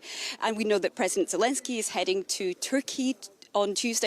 Notice how they didn't invite a single Balkan country and Romania to the summit. The countries that are closest to Russia are just left out of the important discussions. Our purpose is only to be cannon fodder for the Westoids. Yes, that is 100% the case. That is the case. As well, so big diplomatic week, and Macron, I think, trying to get a head start on that. One of the big questions really here has been what kind of leverage could Europe have in order to demand a seat at the table when the future of the security of this continent is negotiated. One of those questions is about potential peacekeeping forces in Ukraine. That's something the US does not want to contribute to. So if it wants Europe to contribute, can the Europeans therefore say, yes, we will do it if on these terms?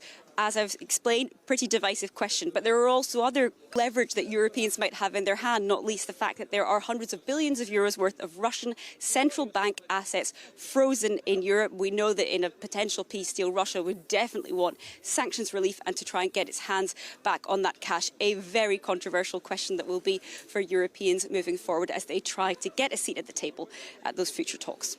And why has this lead, why has France taken up the lead on this? Listen, I think Emmanuel Macron heard very loud and clear over the weekend. There was the Munich Security Conference, and there has been very mixed messages from the US administration about these talks on Ukraine's future. On the one hand, there was a seeming that Europe would simply not be able to be involved in these talks at all. We've had kind of messages from the contrary from a US representative in Brussels today. However, I think he had a sense that this was time to get some heads together, and not least those countries that are big military powers. This is out with official European Union normal formats. What that does bring is the fact that countries that are seen as most pro-Russia and most friendly toward President Trump, the likes of Hungary, need not be on the guest list. OK, thanks for that, Rosie. Rosie Burchard in Paris. Ulrika Franke is a... SBU boasts about uncovering a leftist organization already allegedly preparing an uprising in Ukraine, encouraging young men to evade. Yeah, I mean, look, I don't know what's going on in terms of like prosecuting people who are like leftist Ukrainians, or if leftist Ukrainians are considered to be a threat or pro-Russia. But yes, I do recognize that Ukraine, as it stands, does not consider fascists to be a threat, like internal fascists to be a threat. For understandable reasons, that's usually how it goes. Whenever a country is invaded by another country, they will take anything they can get in terms of defense. I know another airplane crash chatters. We're going to talk about it. I know. Trust me. And I know an American shot two Israelis thinking that they were Palestinian. Security and defense analyst with the European Council on Foreign Relations. We'll get to that in a second. Welcome to DW. So can European leaders force the US and indeed Russia to take them into account? What leverage do they have? I mean, forcing them is definitely difficult, but the leverage indeed is that the Europeans will be the one asked to secure any kind of deal, right? That's what we just heard. This whole discussion about sending troops, not sending troops, is it premature to talk about? The reason why we are talking about this is because the US has said, well, we may be negotiating a deal, but you Europeans will have to secure it. And that, of course, you know, in that fashion is unacceptable. And that is how the Europeans will eventually have to get a seat at the table, because if they're being asked to secure any kind of deal, they will need to be involved in it. OK, but a big worry must be that Russia and the US do a deal. Washington withdraws from Europe. Russia rebuilds its war machine and then picks up where it left off, leaving Europe to keep a peace that it had no part in negotiating. Absolutely. What you just described is the worst case scenario, the horror scenario, and unfortunately one that is absolutely possible. Yes, and this is exactly why we had the panic over the weekend during the Munich Security Conference, why there are now these talks in Paris that should go beyond the question of what to immediately do in Ukraine with regard to Ukraine. But what Europe now needs to do is face the situation that the Americans have said. We are no longer there to really secure the continent in the way that we've done over the last years and decades. You are on your own, one way or another. I mean, the details are still a bit unclear, but Europe will have to step up. And this is exactly the discussions we need. So to avoid these worst case scenarios where, yeah, the big powers can do whatever they want and Europeans are just standing there saying, well, unfortunately, we don't have any means to defend ourselves, defend our interests, defend our allies. Let's talk about the idea of Europe stepping up, because Emmanuel Macron, not that long ago, suggested the idea of a European army, and everyone turned round and said, oh, no, calm down. So is that the direction that we are heading in if the United States withdraws? I don't think so. So the European army is a concept that has been around for years and decades. I mean, we discussed this in the 1950s, indeed, under Emmanuel Macron. This was a debate. Now, Volodymyr Zelensky this weekend in Munich held a very strong speech and indeed mentioned the idea of common European armed forces 4 times, I think, which was really surprising. The question is always, what exactly does this mean? What are we talking about? Are we talking about additional forces? Are we talking about European forces instead of national ones? If it's the latter, who decides where to send them, when to use them? This is a very long-term thing. This is something I would say comes after some kind of United States of Europe. So it's not where I would put most of the effort. It's fine to have this as a kind of common goal eventually, but let's be very clear. The European army is not what's going to help us in the next 2, 3, 5 years against Russia that may attack Europe. And dude, America has throughout the past almost century used Europe and abused Europe to suit its own agenda. But I think now they are open about this exploitation, which is causing like chaos and instability in Europe in a way where they're like, but I don't understand. I thought we were like, partners in this process. Like, what is happening? Not realizing that whether it's reciprocal tariffs or, going back on, I guess, previous security arrangements, or demanding from the European partners demanding more from the European partners in terms of making additional commitments to their own security, which is, still going to be buy more American weapons. Europe is getting the shitty end of the stick in all of these bargains. Like, they're stuck between the United States of America and other world powers. On one farm, because your content is boring and dangerous. How can it be boring if it's dangerous? Is it boring or is it dangerous? How can it be both at the same time? Confusing. And will help us to face the situation that the US is basically withdrawing from Europe. Okay, so let's talk about that then. So what's the answer to the next 2, 3, 5 years in terms of a European security without the United States? Yeah, no, I got that. The answer really is for the Europeans to do much more themselves at the national level. And of course, yes, at the common European level. I'm just saying, like, this is not the time to think about the color of the uniforms of the European army. So what we need now is increased defense spending, building up the European industrial military base. So we need more equipment. We probably need more troops. This is a national question of where and how to get them. We need more common European training and common European coordination, absolutely. So all of these, and the problem is that all of these recipes, these are well known. This is something that has been said, not even just for the last 3 years and the war with regard to the war in Ukraine, but even for the last 10 years. So it's not so much, I would argue, that we need main new ideas. There's no kind of silver bullet that can come around and we say, okay, this is the answer. The answers are more or less known, and it is to do more individually, to do more together, and that will include increasing defense spending quite a bit. But it really is, I mean, we're kind of getting to 5 after 12 rather than 5 to 12. Thanks for talking us through that, Ulrika. Ulrika Franke from the European Council on Foreign Relations. Thank you. Why should we invite them? Lavrov ridicules European presence at Ukraine peace talks. Европейцев никуда не делось, поэтому я не знаю, что им делать за переговорным столом. Если они будут вот так выцыганивать какие-то лукавые идеи про заморозку конфликта, а сами по обычаю, по своему и по своему нраву и привычкам будут иметь в виду продолжение войны, то зачем их туда приглашать? Can Ukraine survive without U.S. military support? Probably it will be very, very difficult. And of course, in all the difficult situations... And the answer is no. Of course it's no. The answer is no. Okay? That's why this is such a massive... That's why this is such a massive issue.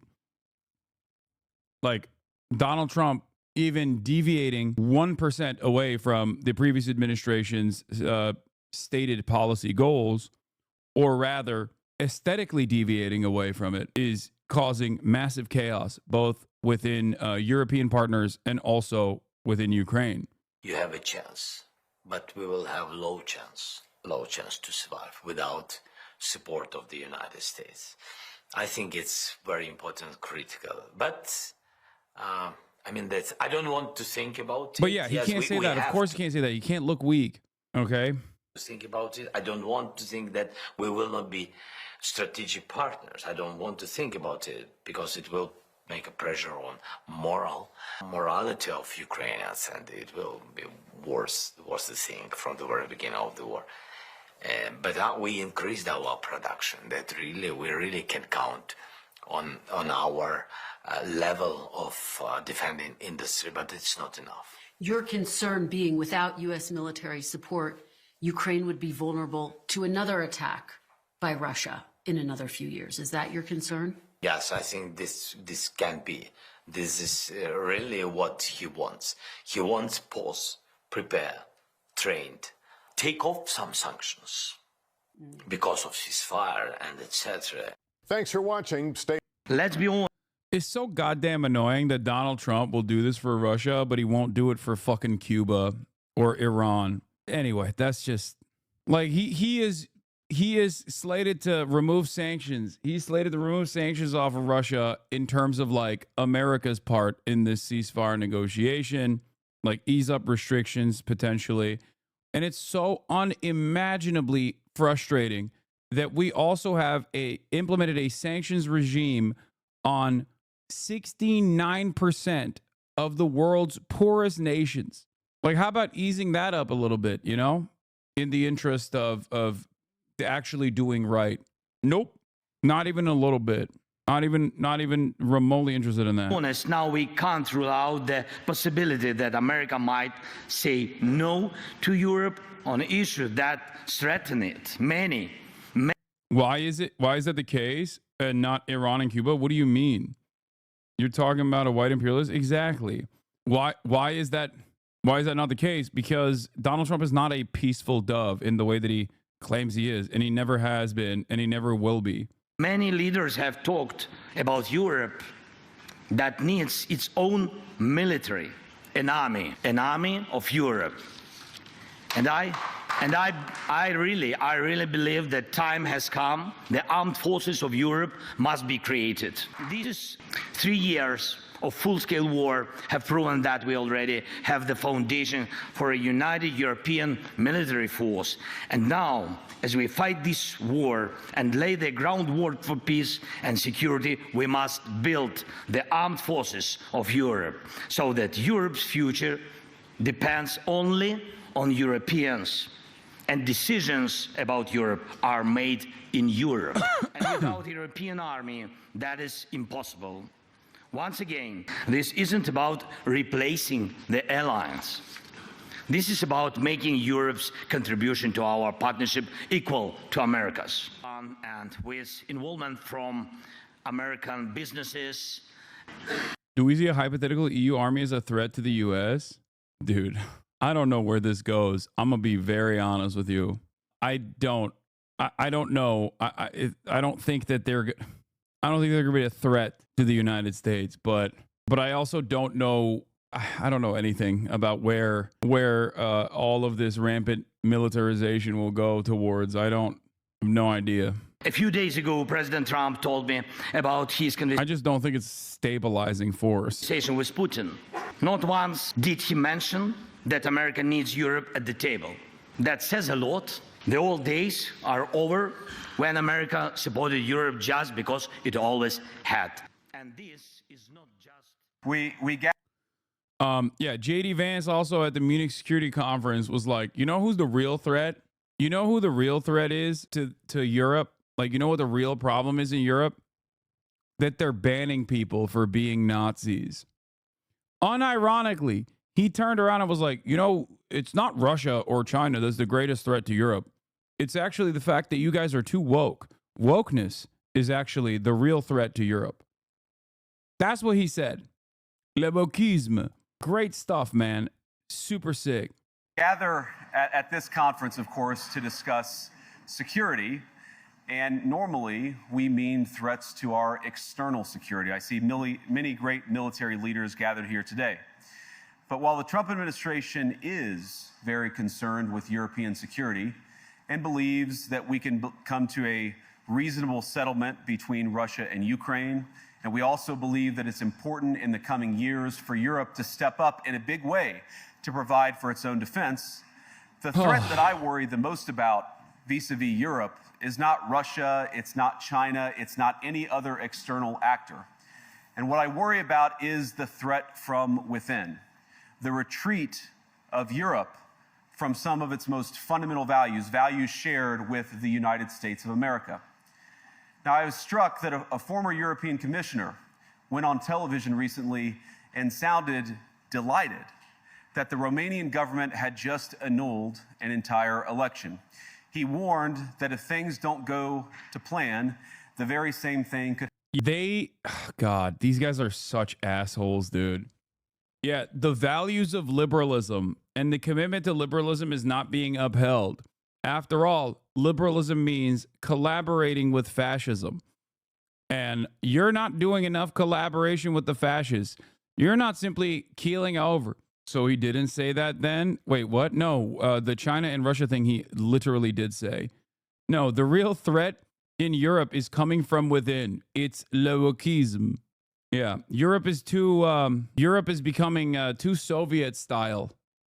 It's basically too leftist. Vance's message is that basically America is a democracy and Europe has turned into a Soviet Union that doesn't listen to its citizens and has too many immigrants. Quite a lecture. Yeah, this is the quote. The greatest threat to Europe comes not from Russia, but from commissars in Brussels and European governments, UK, Sweden, Germany. He says, stifle free speech. Comes back again and again to the canceled runoff of the Romanian election. If you can't stand this as straightforward, a rallying cry for Europe to become more fascist openly, I don't know what to tell you. If you don't see what I see here, I don't know. We must be living on totally different planes of existence. Could happen in Germany too. Now, these cavalier statements are shocking to American ears. For years, we've been told that everything we fund and support is in the name of our shared democratic values. Everything from our Ukraine policy to digital censorship is billed as a defense of democracy. But when we see European courts canceling elections and senior officials threatening to cancel others, we ought to ask whether we're holding ourselves to an appropriately high standard. And I say ourselves because I fundamentally believe that we are on the same team. We must do more than talk about democratic values, we must live them. Now, within living memory of many of you in this room, the Cold War... This speech wasn't well received from what I'm seeing. I mean, yeah, but nobody wants to hear a lecture from this dumbass dude. But that doesn't matter because America still very much is the superpower. Although its influence and its soft power capabilities are diminishing, although its delicate alliances are becoming less strong, I guess, becoming weaker, ultimately, it still doesn't change the reality that it is the most dominant force on the planet as it stands. And as the most dominant force on the planet, what J.D. Vance is saying here might come across as a simple lecture, but the nefarious purpose for this lecture is truly terrifying for the future political prospects of the European Union. Because what he says here is what the American government wants to do in the near future. And they are kind of doing that already. Elon Musk making allegiances with nationalist and fascist movements all around the European continent is a truly terrifying prospect. Liberalism is dying. It's done. It's over.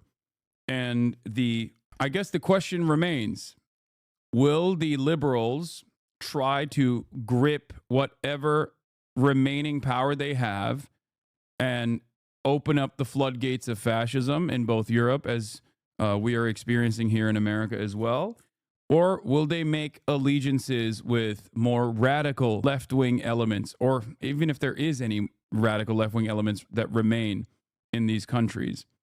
And I think the unfortunate answer is the former rather than the latter. That's what I think. At least historically, that's what they've done. And I think history is repeating itself again. Or positioned defenders of democracy against much more tyrannical forces on this continent. And consider the side in that fight that censored dissidents, that closed churches, that canceled elections. Were they the good guys? Certainly not. And thank God they lost the Cold War. They lost because they neither valued nor respected all of the extraordinary blessings of liberty. Yeah, definitely. America, on the other hand, loved the blessings of liberty during the Cold War especially. They were doing so much liberation. The freedom to surprise, to make mistakes, to invent, to build.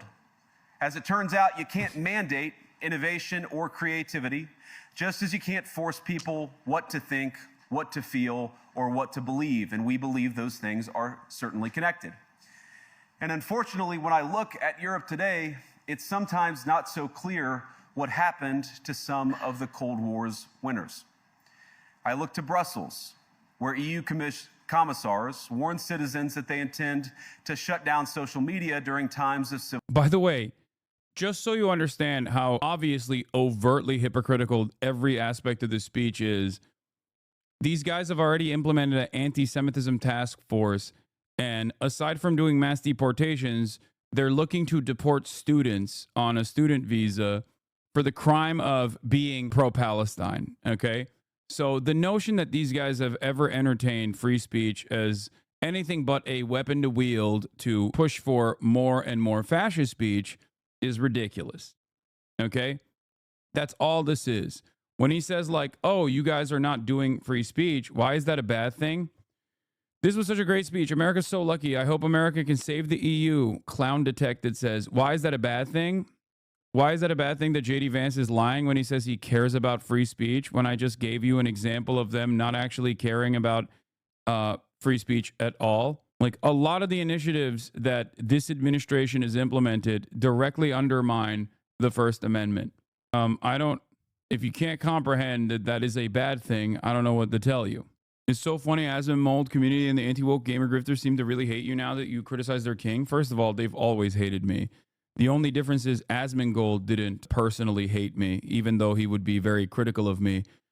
He didn't, actively attack me in the same way that many others do. So not a lot has changed. So what is the good thing? Wait, what?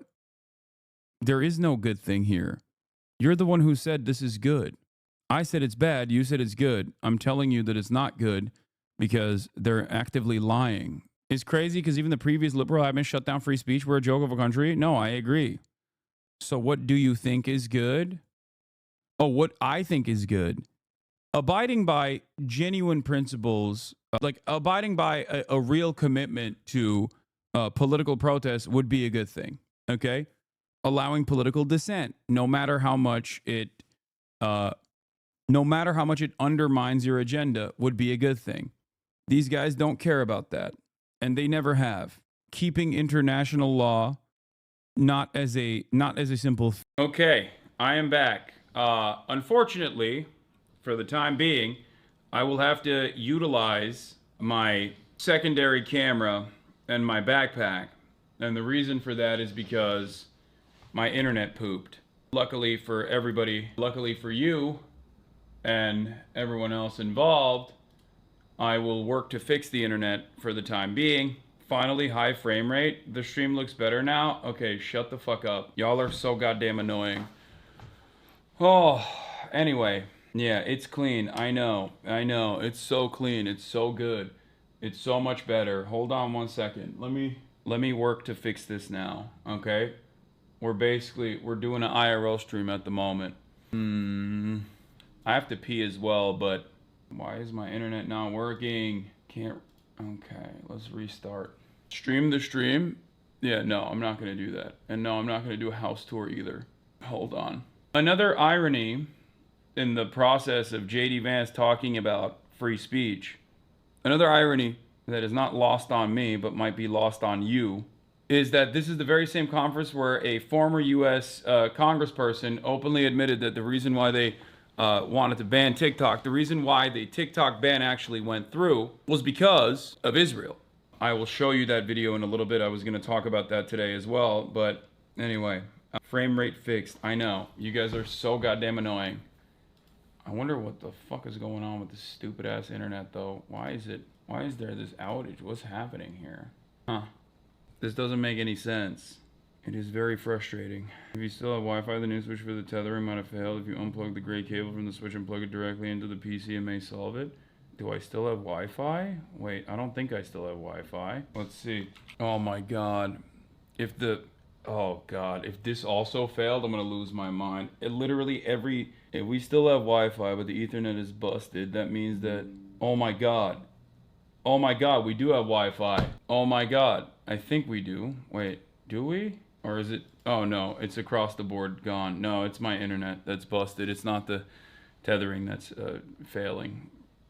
Tethering is not the point of failure here. Whew, okay. That's really fucking annoying. No, it's just my internet is gone. It's pooped again. I don't know why. Sometimes it happens. It is what it is, okay? Okay. How would I be able to... Ooh, maybe I could use this. I guess I could use the bag as an Ethernet connection and connect to the bag. But that would require me to cut the stream for a second. And I don't know if I want to do that. Normally, I just wait these things out. And then inevitably, the problem fixes itself after a reboot. But it doesn't seem like it's happening this time around. Could I connect to this? Wait, let me see if I can connect to the bag. Oh wait, I don't have that access here. Let me see. Let's see if I can connect to the bag. Let me see if I can connect to my bag right now and use that as a Wi-Fi point. Wonder if I can do that. Oh my God, it's so goddamn annoying. Why are there always so many fucking issues, man? Why can't this stuff be simple? Very frustrating that there's always some goddamn issues. Diagnose network problems. Let's try it again. It says, Boomer relatable. Move to Texas to get better internet. I'm turning it on and off again. Trust me, I am already doing that. Unk Rage building. No, I mean, it's not the end of the world because I at least still have internet like on other sources. Like I have a fail-safe. I have a way to still continue the stream, so it's not the end of the world. But it is frustrating when this stuff doesn't like fix itself quickly. Oh, never mind. It's good now. All right, we're back. There it is. Okay, let's see. Yeah, it's good. All right, I'll swap it over again. I'll swap it back, and then you guys can complain about the frame rate, as one does. All right, in 3, 2, 1. All right, we're back. Get your complaints ready. Yes, it looks like stop motion. It looks too yellow. Next slide, please. I know. It's literally not that bad. It's just that the change is very different. Show me two boys with the same beef. It was bound to happen. Yes. pay for premium bitrate. How dare you burden me with a sinful POV? Yeah. As a pocket watcher, you sound so much better. Thank you. Yes, the sound is always going to be better on this side. Noticeably off. I know. I'm so goddamn annoyed with the people constantly complaining. Anyway, speaking of the TikTok ban, here it is. U.S. Senator Mark Warner admitted at the Munich Security Conference that Israel played a role in pushing the TikTok ban through Congress. Here it is. It's something that we've talked about quite a bit that people consider to be conspiratorial for some weird reason. Mike, how did that legislation pass so quickly? If this is correct and there's not a lot of people that understand, somebody understood I'm gonna go pee real quick. I want to see if you're going to tell the real story. Okay, the real. Well, first of all, let the record We're talking reflect. about the TikTok legislation. I left. There's no AI legislation. Senator, I left to produce more human beings, and they cost money. They're not making me money. And if everyone had followed Frank and my Irish Catholic lead and repopulated the earth, we would have already won this Cold War competition. How did it pass so quickly? I know we're running out of time. One, we stole the senator's work, and he did a lot of the, sincerely, a lot of the yeoman's work in drafting an initial bill. We were able to sort of learn from that experience. We refined the approach. We worked with him. We worked with the executive branch. So we had a bipartisan consensus. We had the executive branch, but the bill was still dead until October 7th. And people started to see a bunch of anti-Semitic content on the platform, and our bill had legs again. And then there was a huge miscalculation by TikTok. When it became apparent that we were going to pass it out of committee, they forced sort of a pop-up on the app that allowed people to call their members of Congress, and kids were calling into their members of Congress during school hours threatening to commit suicide if TikTok went away. And for those of us who are concerned about the use of this platform for propaganda purposes or brainwashing, it sort of proved the point in the moment, and suddenly the bill passed. So it was the threat of espionage, the threat of propaganda, the good work of Senator Warner, and a few other players that all conspired. And he got it out of a committee that is the most diverse in the House, from left to right, 50-0 after a classified. Yep. There it is. Yeah. Look at him salivating over this, too. It's like, oh, it's so sick. Yeah, that was he did it was, people would not have bet on, but he and his Democratic colleagues did some great. But to your point about democracy, I mean, that was a 3-year endeavor and it failed, 100 times. And we just had to keep working it and working it. So let me do this. We are out of time. We're getting the axe. Dope. Thank you, Mr. Vice President, for taking the time out of your busy schedule to call me names. But your boss, Elon Musk, just called for a long prison sentence for CBS journalists for edits he didn't like. Did you not get the memo? Do you not agree with Mr. Musk on locking up U.S. journos? Hey, J.D. Vance, I know you're busy lecturing the Europeans on free speech, but have you seen this? Mr. Trump's decision to limit AP reporters' access is as much fight over the Gulf of America as it is a protest of what White House advisors say is years of liberal words choices that AP's influential style book has spread across mainstream media. Yes, dummy. I think there's a difference between not giving a reporter a seat in the White House press briefing room and jailing people for dissenting views. The latter is a threat to free speech. The former is not. I hope that helps. Why does JD Vance switch between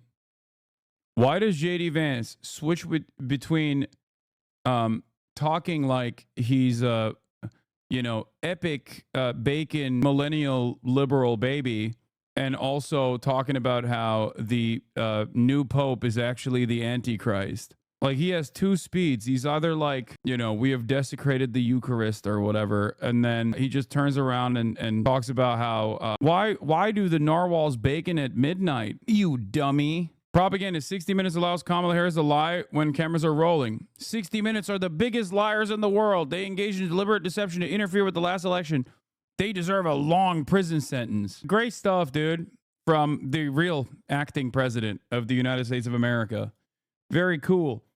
To be fair, Donald Trump says stuff like this all the time, too, so that doesn't make a lot of difference. Is the camera bag for the bag just way better than your desktop streaming camera? Please don't ban me. I don't know anything about streaming tech. No, dude, it's not, okay? It's not. These cameras that I have are literally better. The problem is there's currently some frame rate issues on the camera. That's it, okay? That's it. For some reason, it's not even connecting to the first camera anyway. I don't know why. I can't even control the first camera right now. It's like completely disconnected from the tether. I don't know, David, if you're in here right now. I don't know why it disconnected. Is it plugged in? Well, you're currently watching me. So obviously it's plugged in, chatters, but it's not connecting through the Lumix to the Lumix application that allows me to change in real time camera settings. I suspect that it has something to do with the internet outage that happened. Don't do tech issues with the chat, please. This is madness. I agree. We're just going to continue. We're just going to continue working, okay, through this. You'll be fine. Yes, the FPS looks off. I know. Civil unrest the moment they spot what they've judged to be hateful content. Or to this very country, where police have carried out raids against citizens suspected of posting anti-feminist comments online as part of, quote, combating misogyny on the internet. Like, that's the biggest threat to Germany and Europe. It's not Russia. Like, I mean, this like outflanks even their own other propaganda. When they turn around and say stuff like, oh, it's like, you're supposed to say, no, Russia and China are major problems for Europe. But he's like, nah, you know what the biggest problem for Europe is? You're not fascist enough, okay? It's just like silly aesthetic bullshit. A day of action. I look to Sweden, where 2 weeks ago the government convicted a Christian activist for participating in Quran burnings that resulted in his friend's murder. And as the judge in his case chillingly noted. Yeah, they're not doing enough Quran burnings, dude. That's the real issue in Europe. Sweden's laws to supposedly protect free expression do not, in fact, grant, and I'm quoting, a free pass to do or say anything without risking offending the group that holds that belief. And perhaps most concerningly, I look to our very dear friends, the United Kingdom, where the backslide away from conscience rights has placed the basic liberties of religious Britons in particular in the crosshairs. A little over 2 years ago, the British government charged Adam Smith Connor, a 51-year-old physiotherapist and an Army veteran, with the heinous crime of standing 50 meters from an abortion clinic and silently praying for 3 minutes. Not obstructing anyone, not interacting with anyone, just silently praying on his own. After British law enforcement spotted him and demanded to know what he was praying for, Adam replied simply, it was on behalf of the unborn son he and his former girlfriend had aborted years before. Now, the officers were not moved. Adam was found guilty of breaking the government's new buffer zones law, which criminalizes silent prayer and other actions that could influence a person's decision within 200 meters of an abortion facility. He was sentenced to pay thousands of pounds in legal costs to the prosecution. Now, I wish I could say that this was a fluke, a one-off crazy example of a badly written law being enacted against a single person. But no, this last October, just a few months ago, the Scottish government began distributing letters to citizens whose houses lay within so-called safe access zones, warning them that even private prayer within their own homes may amount to breaking the law. What the fuck? No, what are you? I don't even know what this is. The problem is when conservatives do this stuff, they just flood the zone with a bunch of ridiculous, erroneous claims, okay? They flood the market, so you have to actively go through each individual thing that he's talking about and give additional details. But in terms of like Scotland is going to start prosecuting people for praying in their own homes if they're near an abortion clinic is so psychotic, dude. Yeah, that's just not correct, okay? They're not going to do that. What would be the fucking purpose of that? He's just lying. And I think what's funny, I mean, what's interesting about a lot of this is that, like, lying is such a powerful tool. I think it's kind of underrated, okay? I think lying is kind of underrated, especially when there's no one that's, like, willing to actively go up against the lie and be like, this is just a falsehood. Especially when there's no universally trusted resource of information, like mainstream media dying is truly awful in this regard. The public's confidence has been undermined. They don't care about mainstream resources, and you can just seek out alternative sources of information that basically correspond to your worldview and your biases. So now you could just literally turn around and be like, yeah, This is what's going on. They're going to start killing you if you even think about Christ. Naturally, the government urged readers to report any fellow citizens suspected guilty of thought crime. In Britain and across Europe, free speech, I fear, is in retreat. Basically living on every meme trope, unfair stereotype of Americans being ignorant morons. Quote, I looked to Brussels where EU commissars warn citizens that they intend to shut down social media. That's a whopper distortion of EU law. You can't shut down social media when they spot hateful content. If they could, there'd be no social media, which is a giant cesspit. Yeah, I mean, obviously they can't. In this country, Germany, where police have carried out raids against citizens suspecting of posting anti-feminist comments online as a part of combating misogyny on the internet, a day of action. So the irony here is that Germany actually does have incredibly restrictive speech laws, and they actively target pro-Palestinian demonstrators and brutally stop them. They have quite literally deported pro-Palestinian figures that come from other European countries. Okay? They have barred entry of pro-Palestinian speakers. Of course, J.D. Vance is not going to talk about that. He's going to talk about some silly shit. Police didn't raid people for posting anti-feminist comments. They arrested 45 men for offenses including the following: threatening rape, threatening to post nude photos of an ex, demanding nude photos from strangers, distributing videos depicting torture of women. Yeah. If J.D. Vance wanted to truly talk about some of the insanity happening in terms of like a lack of free speech in Germany, which obviously they have infinitely more restrictive standards for speech in Germany, he could have actually talked about a real story. Except he wants to do that in America, so of course he's not going to fucking talk about that. BKR is the name of the Federal Criminal Police Office of Germany. BKR's raids were timed to mark International Women's Day last year. They didn't arrest a single person for anti-feminist comments. They arrested men for horrible criminal offenses. BKA, Bundeskriminalamt. Part of the project, the BKA specifically searched for misogynistic postings with criminal relevance on online platforms. They were pre-assessed by the ZIT from a criminal law perspective, and after the suspected authors have been identified, were forwarded via the judicial route to the relevant public prosecutors' offices in the states in order to decide on an initiation of appropriate investigations. The basis for the initiative was, among other things, a ruling by the Cologne Higher Regional Court on June 9th, 2020, which confirmed that blanket denigration of women can be punishable as incitement to hatred under Section 130 of the German Criminal Code. Misogyny on the internet exists in many different forms.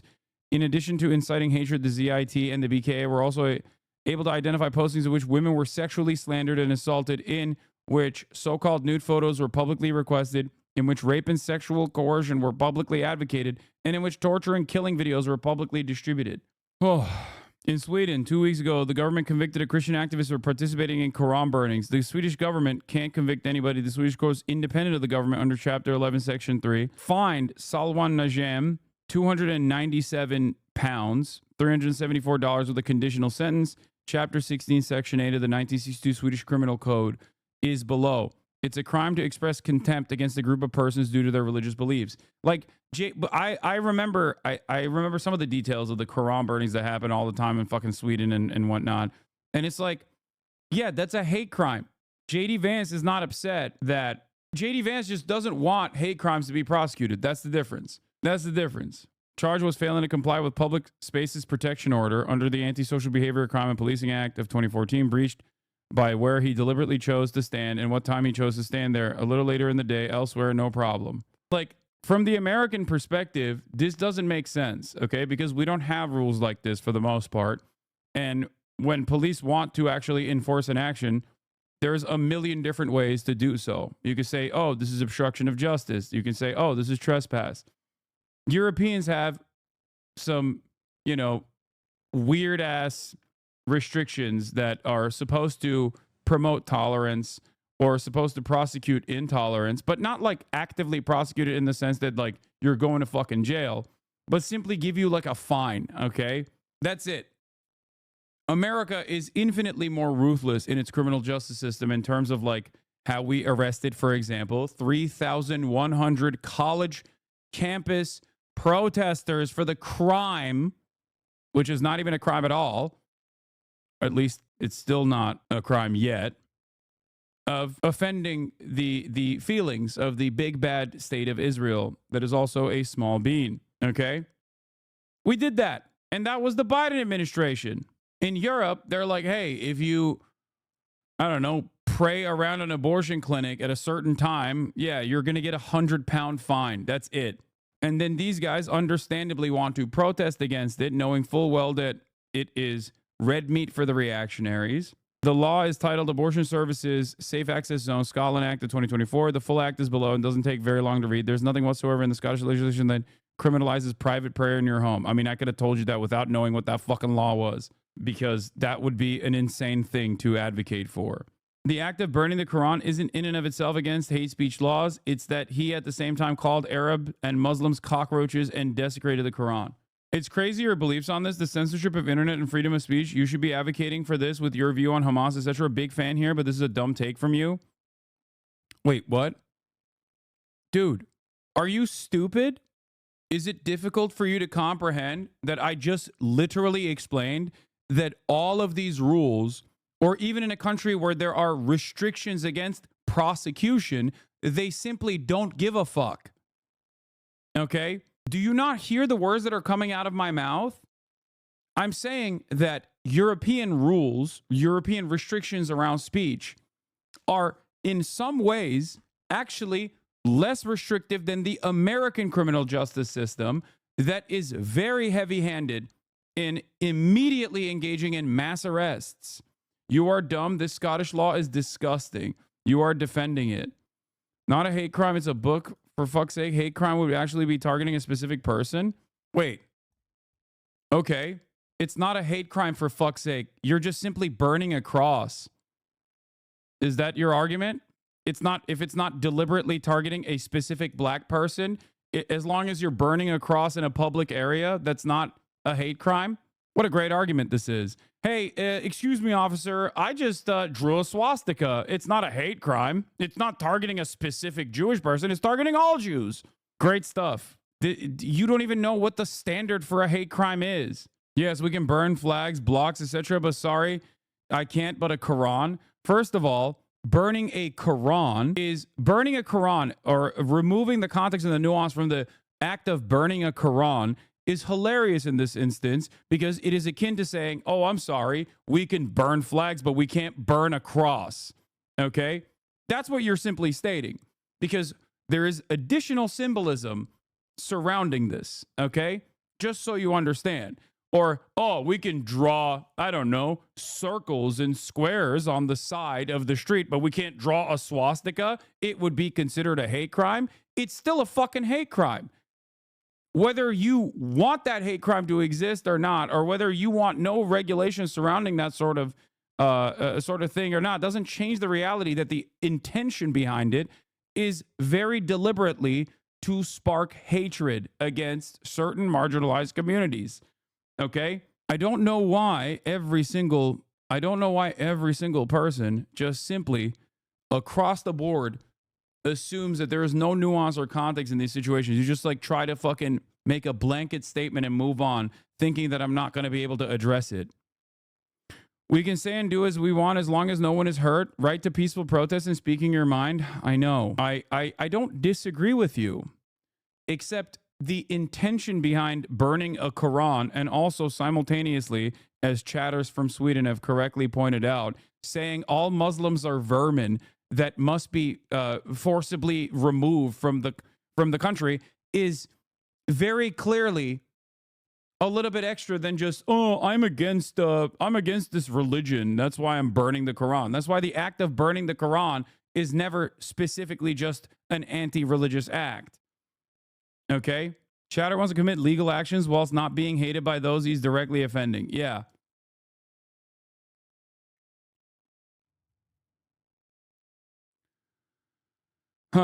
Yeah, we can incite violence as long as we do not throw the punches ourselves. Can you explain burning a cross versus burning the American flag? Yes, easy. Burning the American flag is a criticism and a protest against the nation state. Burning a cross is to say black people must be killed, because that's what it accompanied in the past and still to this day. When you burn a cross, you are going to engage in lynchings. It is a telltale sign to try to get stochastic terror to happen. Whether you are going to do it yourself or hope that others want to do it does not matter. Okay? There's a difference between saying fuck the American government when you are literally a part of the American government and you're, utilizing the existing free speech laws and boundaries to criticize the American state with this radical act of protest is entirely different than utilizing the free speech laws to basically say, let's go kill some fucking black people, dude. How sick is that? Yeah, obviously these two things are different. And I say this as someone who obviously benefits tremendously from the existing First Amendment, the First Amendment that I guess, the American government is still held on to. I don't understand. We're just burning a mosque. It's a radical act of protest against the fucking religion.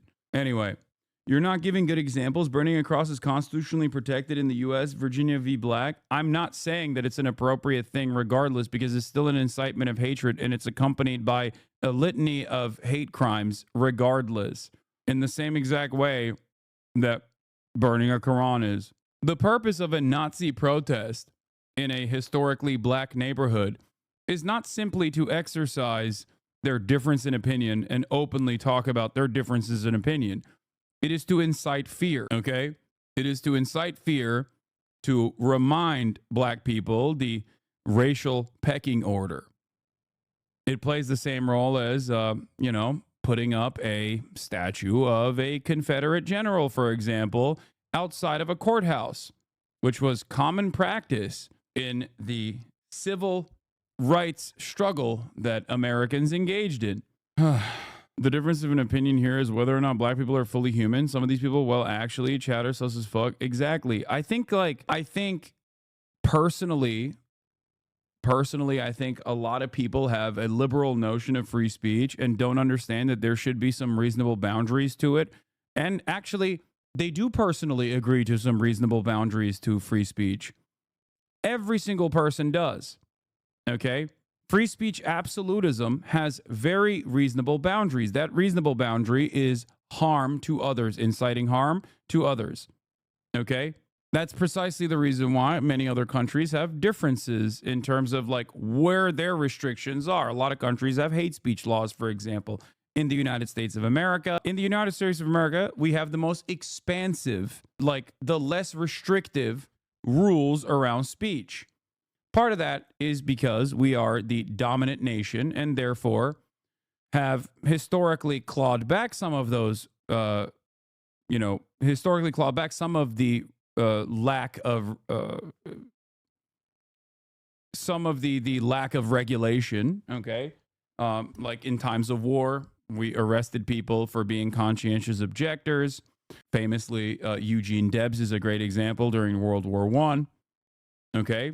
And in other circumstances, if you look at the McCarthyist trials and whatnot, or if you look at the fact that even to this day, it is technically illegal for a communist to ever be in charge of a labor union, okay, a card-carrying member of the Communist Party, or even the fact that the Communist Party is actually technically banned, even though it's not enforced. These are all fundamental violations of the First Amendment, okay?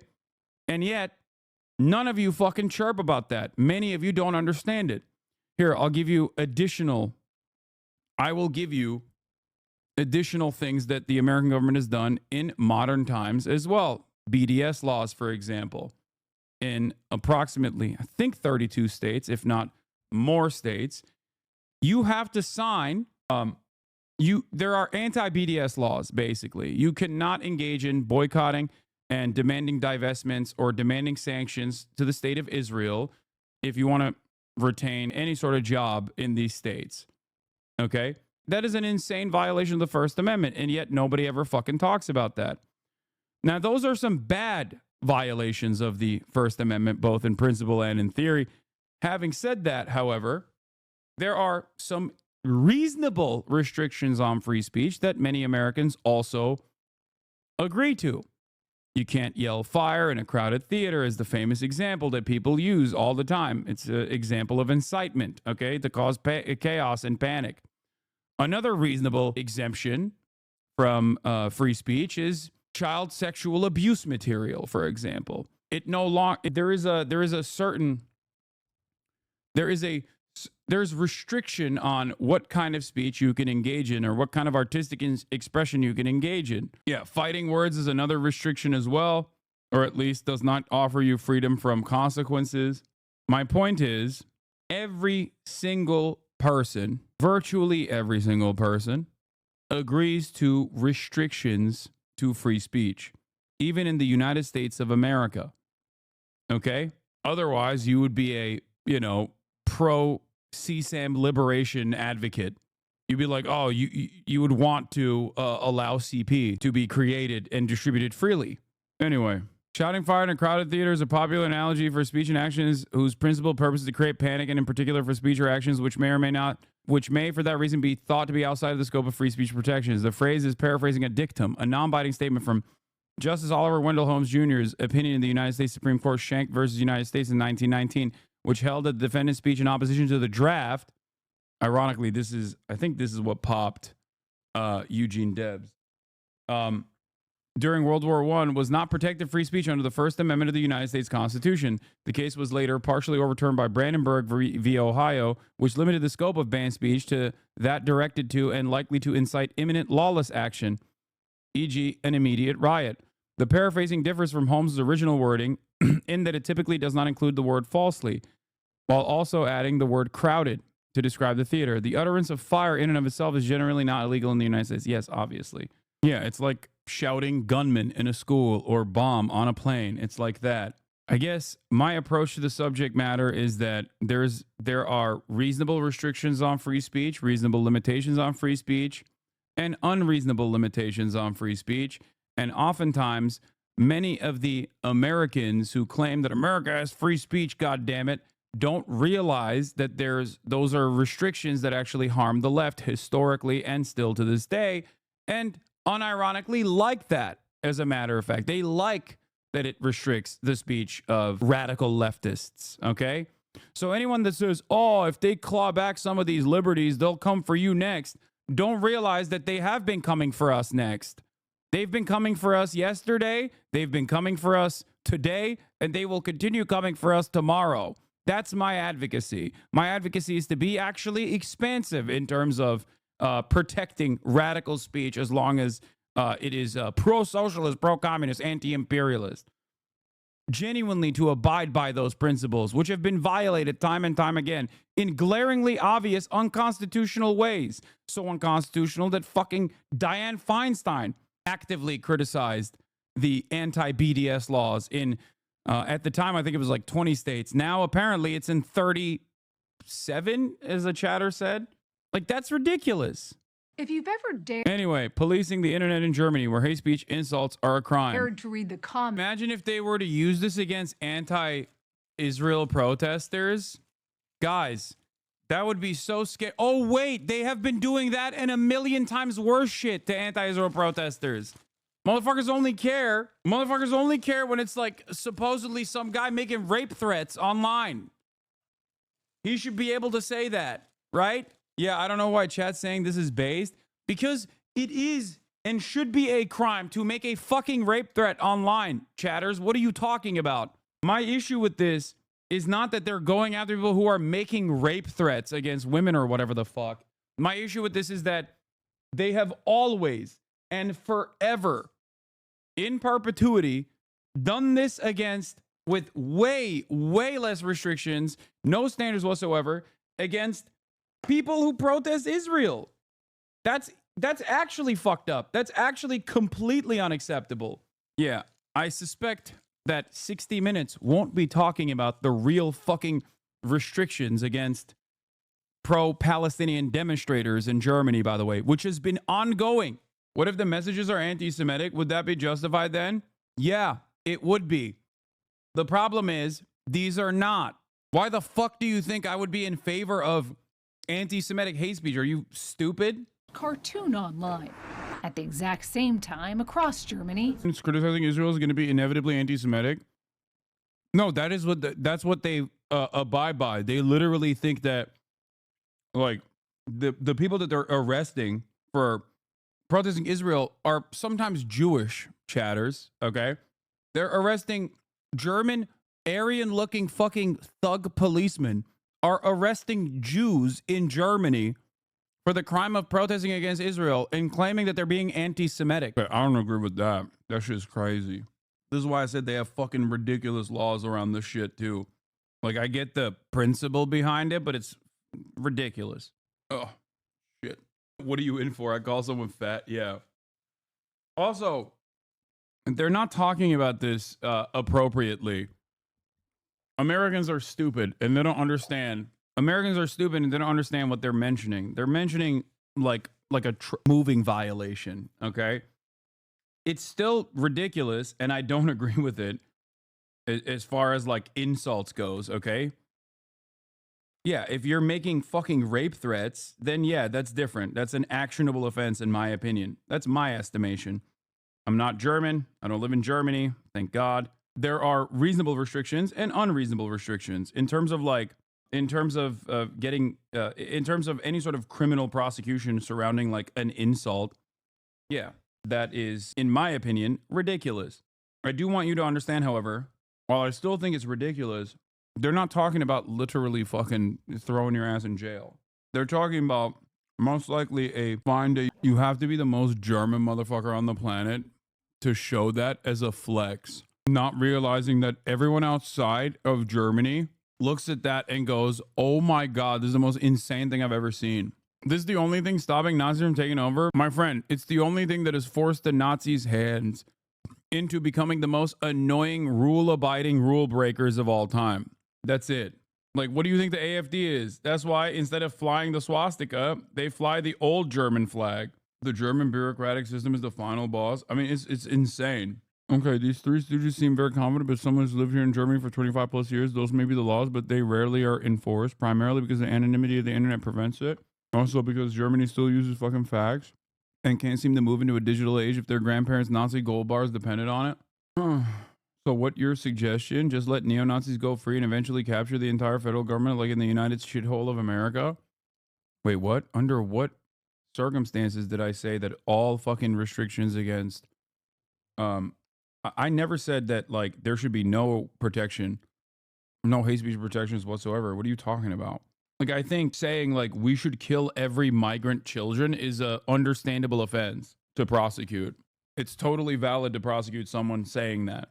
I'm also not oblivious to the nature of speech and how hard it is to appropriately regulate. Like, for example, some of my stupid ass Nazi haters back in the day used to abuse the NetzDG rules in an effort to geo-lock my VODs from the nation of Germany. They would just mass report it. And if I was like watching a video about Nazis, for example, while simultaneously criticizing them, it would still automatically lock it. I will not try to say what NetzDG is, okay? It's the most impossibly German, most spiritually fucked country on the planet.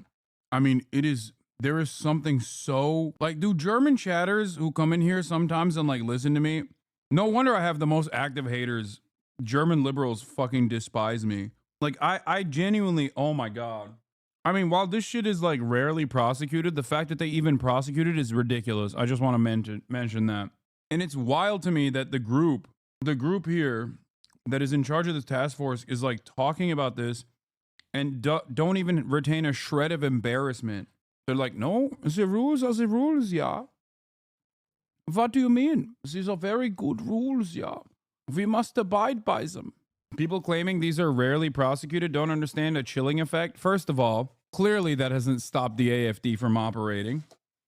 And secondly, America does the chilling effect as well. That's what BDS is. Anti-BDS laws are.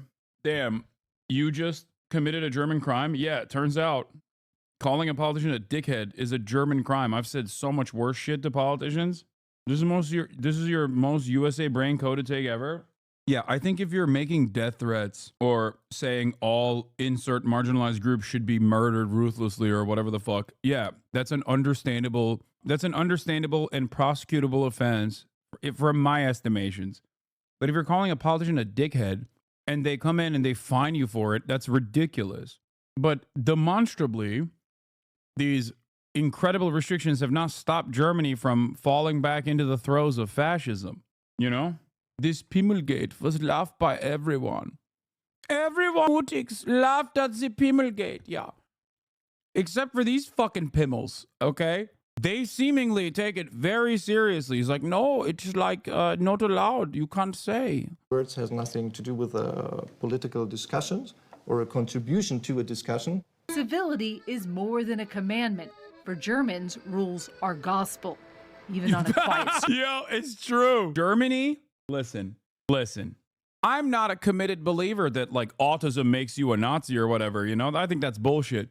Having said that, however, the two most autistic nations on the planet that I have visited, that I have been inside of, that I'm very familiar with are, as a matter of fact, Nazi Germany or Germany in general, and also current Japan, modern day Japan and modern day Germany, still incredibly autistic.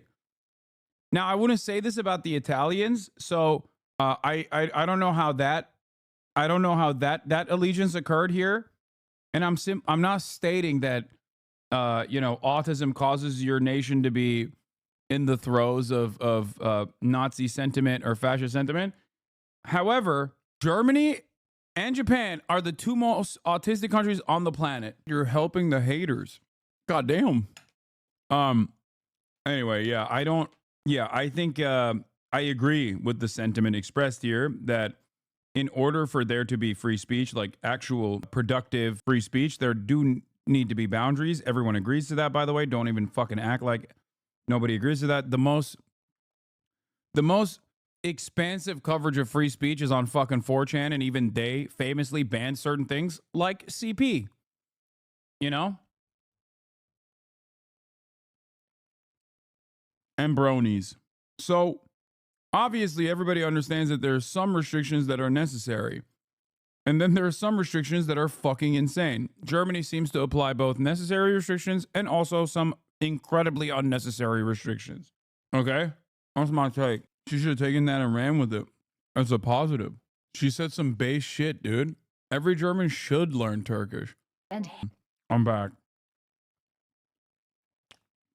I'm back on the German tip, dude. Oh my God. Especially as someone who's routinely slandered up and down, and then that slander unironically does lead to death threats, doxing, and numerous other things. God damn.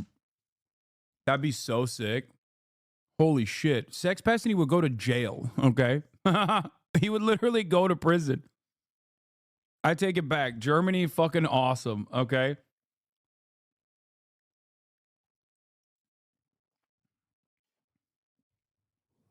I mean, he still might for other alleged crimes, but the amount, oh my God, the amount of people, holy shit, dude.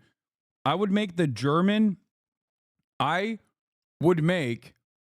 carceral state look worse than American percentages with the number of haters out there that say some of the most insane, slanderous bullshit. So many people will go to jail if they all also lived in Germany, by the way. And many of them do, as a matter of fact. I've never been so conflicted because on the one hand, they're right. But on the other hand, the examples they're using are so stupid. You know what I mean? Like,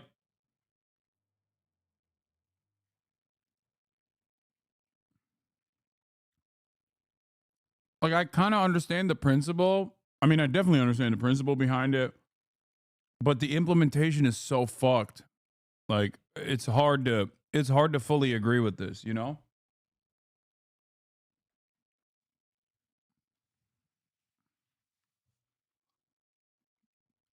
And again, totally one-sided reporting here. When the mayor of Hamburg went after the guy that called him a pimmel, the whole nation was outraged. He even went to court and won the case because police literally broke in his door and assaulted him. The judge ruled it as being a free speech of political outrage towards political measures because the mayor is not a because the mayor is a public figure. Yeah, why are they defending it then? Like, that's completely unacceptable, dude. You should be able to call any fucking politician a dickhead. You should be able to call me a dickhead too, okay? And many do. That is so unacceptable. Way to make it about you again? Wait, what? What do you mean? I didn't make it about me at all. I'm just simply stating that, like, if someone were to turn around and be like, well, what about if we called you a dickhead? I'd be like, yeah, no, that's fine. That's insane. I would never want you to go to so crazy. I'm sorry. At least these guys are such, like, annoying little bureaucrats. By the way, Heyday did an ad campaign with an influencer at the same time in 2023, 2024, when the same influencer went full genocidal and racist against Palestinians. They had absolutely no problem with that. Somehow some hate is okay. Yeah, that makes sense. That's what I was getting to, which is that the German perspective is so broken, dude. It's so busted. And of course, the dogs over in American media would never cover the true insane political speech restrictions that exist in a country where there is literally an active fascist takeover taking place right now. That's what's so messed up, is that there is an active fascist takeover happening. So obviously this level of criticism or this kind of like prosecution of speech is not exactly all that expansive in terms of like right-wing content. It's just basically if you're stupid enough not to know dog whistles and you directly say we should murder all migrant children, then yeah, you're going to get fucking prosecuted. You're going to get a fine. Or if you draw a swastika, yeah, you're going to get a fucking fine. You're going to get prosecuted. However, on the other side of the equation, you got people getting popped for being pro-Palestine and saying that genocide is bad. Incredible stuff. It makes no sense. Spreading misinformation and calling public figures names probably should not belong in the same category. Yeah, exactly. No, I agree. I think that's really stupid and undermines your cause. I think this is one of the most important and also one of the most delicate issues. Like, you can't be so, how do I say this?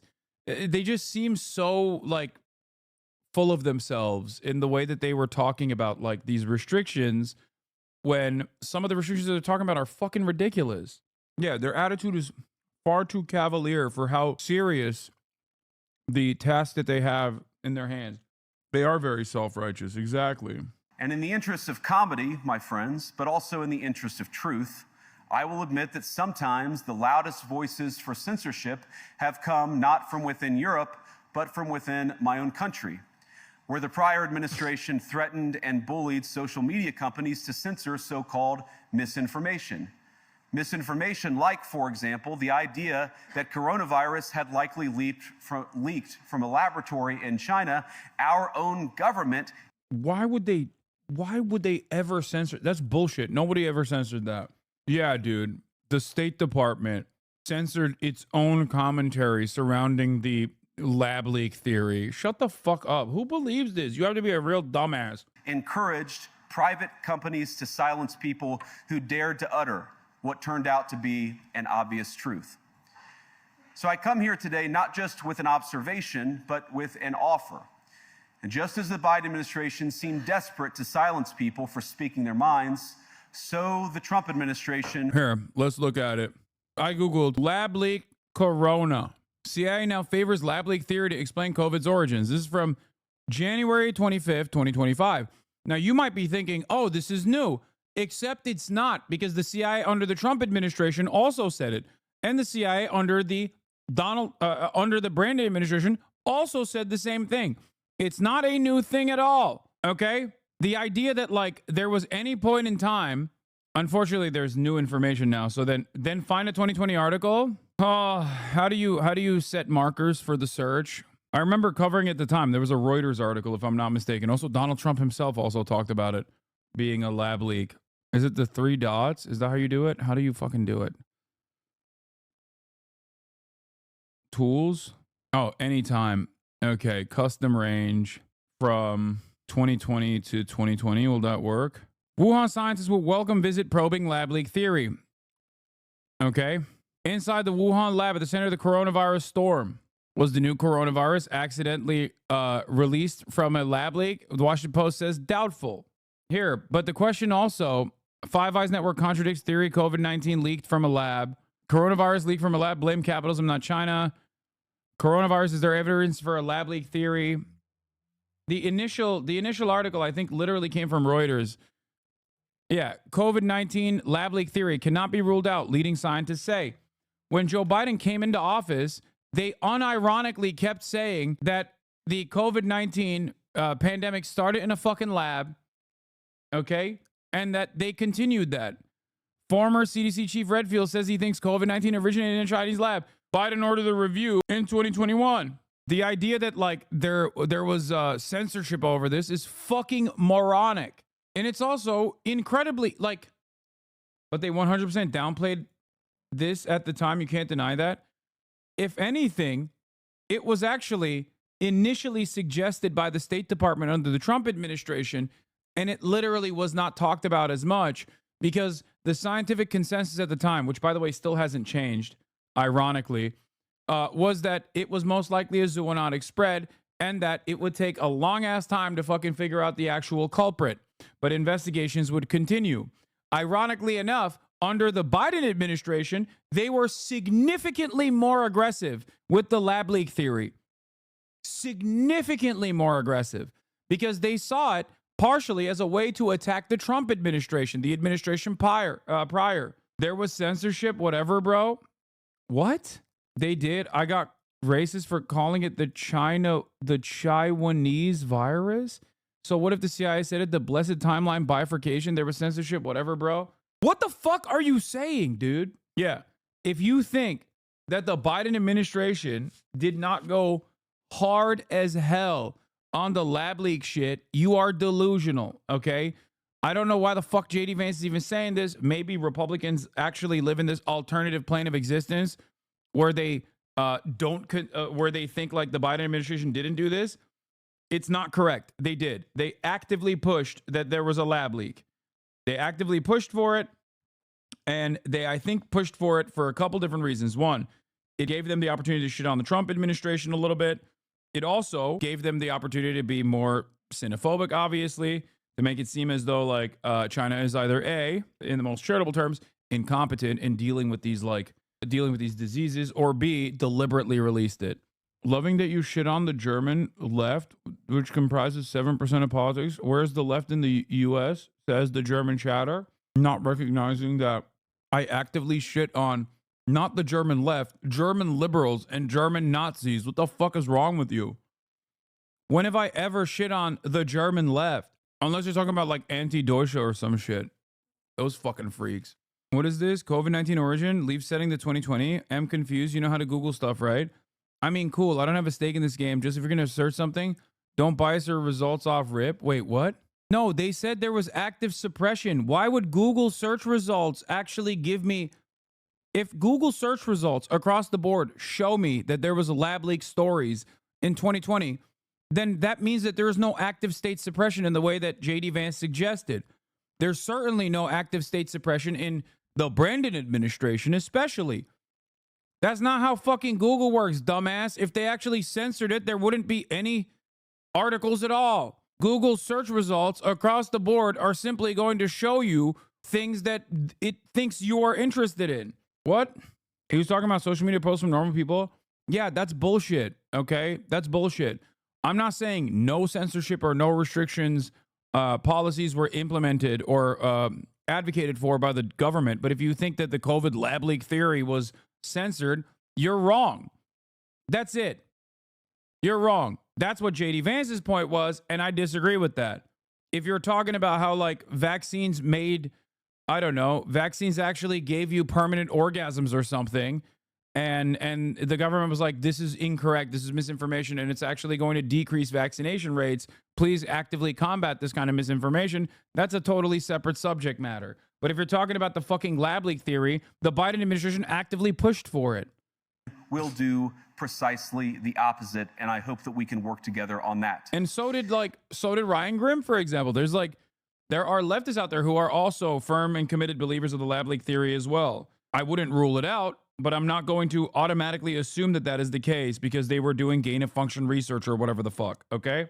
I think one of my superpowers is that I'm a dumbass, but I at least know I'm a dumbass, okay? There are things that I know, and there are areas where I have gaps in knowledge. I'm not a researcher of pandemics, okay? I'm not a researcher of epidemics. I'm not an epidemiologist at all. I have no real way of investigating whether or not COVID was a fucking zoonotic spread disease or an actual gain of function research in a laboratory that actually escaped the lab, escaped containment. I simply rely on the consensus of the academics that know better than me. And the same goes for vaccines. I'm not a fucking nerd. I don't know the science behind the vaccines. So, of course, I have a degree of trust and confidence in the people that have dedicated their lives to this scientific research. That's it. Now, across the board, that confidence does not extend to all aspects of Western media or all aspects of academia in all issues. There are areas where I am fairly knowledgeable. Okay?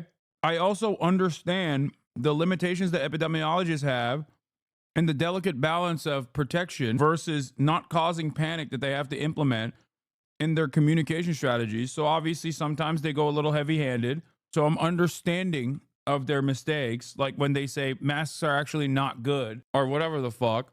I'm not immediately going to cast aside all matter of epidemiology or epidemiology is a hoax science anyways. They don't know shit. See, this is what I mean. You're a fucking baboon, dude. Literally. Like, actually not even a baboon, because I feel like even a fucking baboon would be like, oh, there's disease, I think, here. I should move away. That's what a baboon would do. You, on the other hand, are rushing towards the fucking disease. Shut the fuck up. Epidemiologists are stupid. They don't know anything.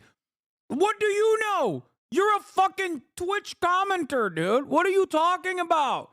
What happened? What happened to the fucking universe, dude? How? All technological advancements, fucking academia, the field of research, scientific discovery, cast it aside. Throw it away. Look alive, gentlemen. There's an American here. It blows my fucking mind, dude. People just straight up, they go, oh, thousands of years of research. Excuse me. Thousands of years of research.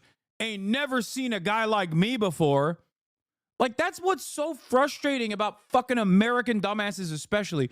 Dumbasses of this degree exist everywhere, but god damn do they exist in America, where it's American exceptionalism and American individualism that has created this fucking discourse poison where every goddamn arrogant moron comes in and says, all of the fucking experts are stupid. Me, on the other hand, I know everything. You're not even literate. Shut the fuck up. Americans unironically think they know better than, like, people who have poured their entire lives to this shit. That isn't to say that there aren't indecent pressures and indecent incentive structures that play a role in muddying the waters, or think tanks coming up with corporate-backed studies to undermine public confidence in certain things. Like, there are other incentives and other pressures involved, and you should be critical of this, okay? But god damn, like, especially when it comes to the public sector, it blows my fucking mind that people are so ready to just be like, well, my doctor told me this thing, but he's a fucking idiot. I know better. Like, how did you arrive at this? How do you exist? How do you live in modernity?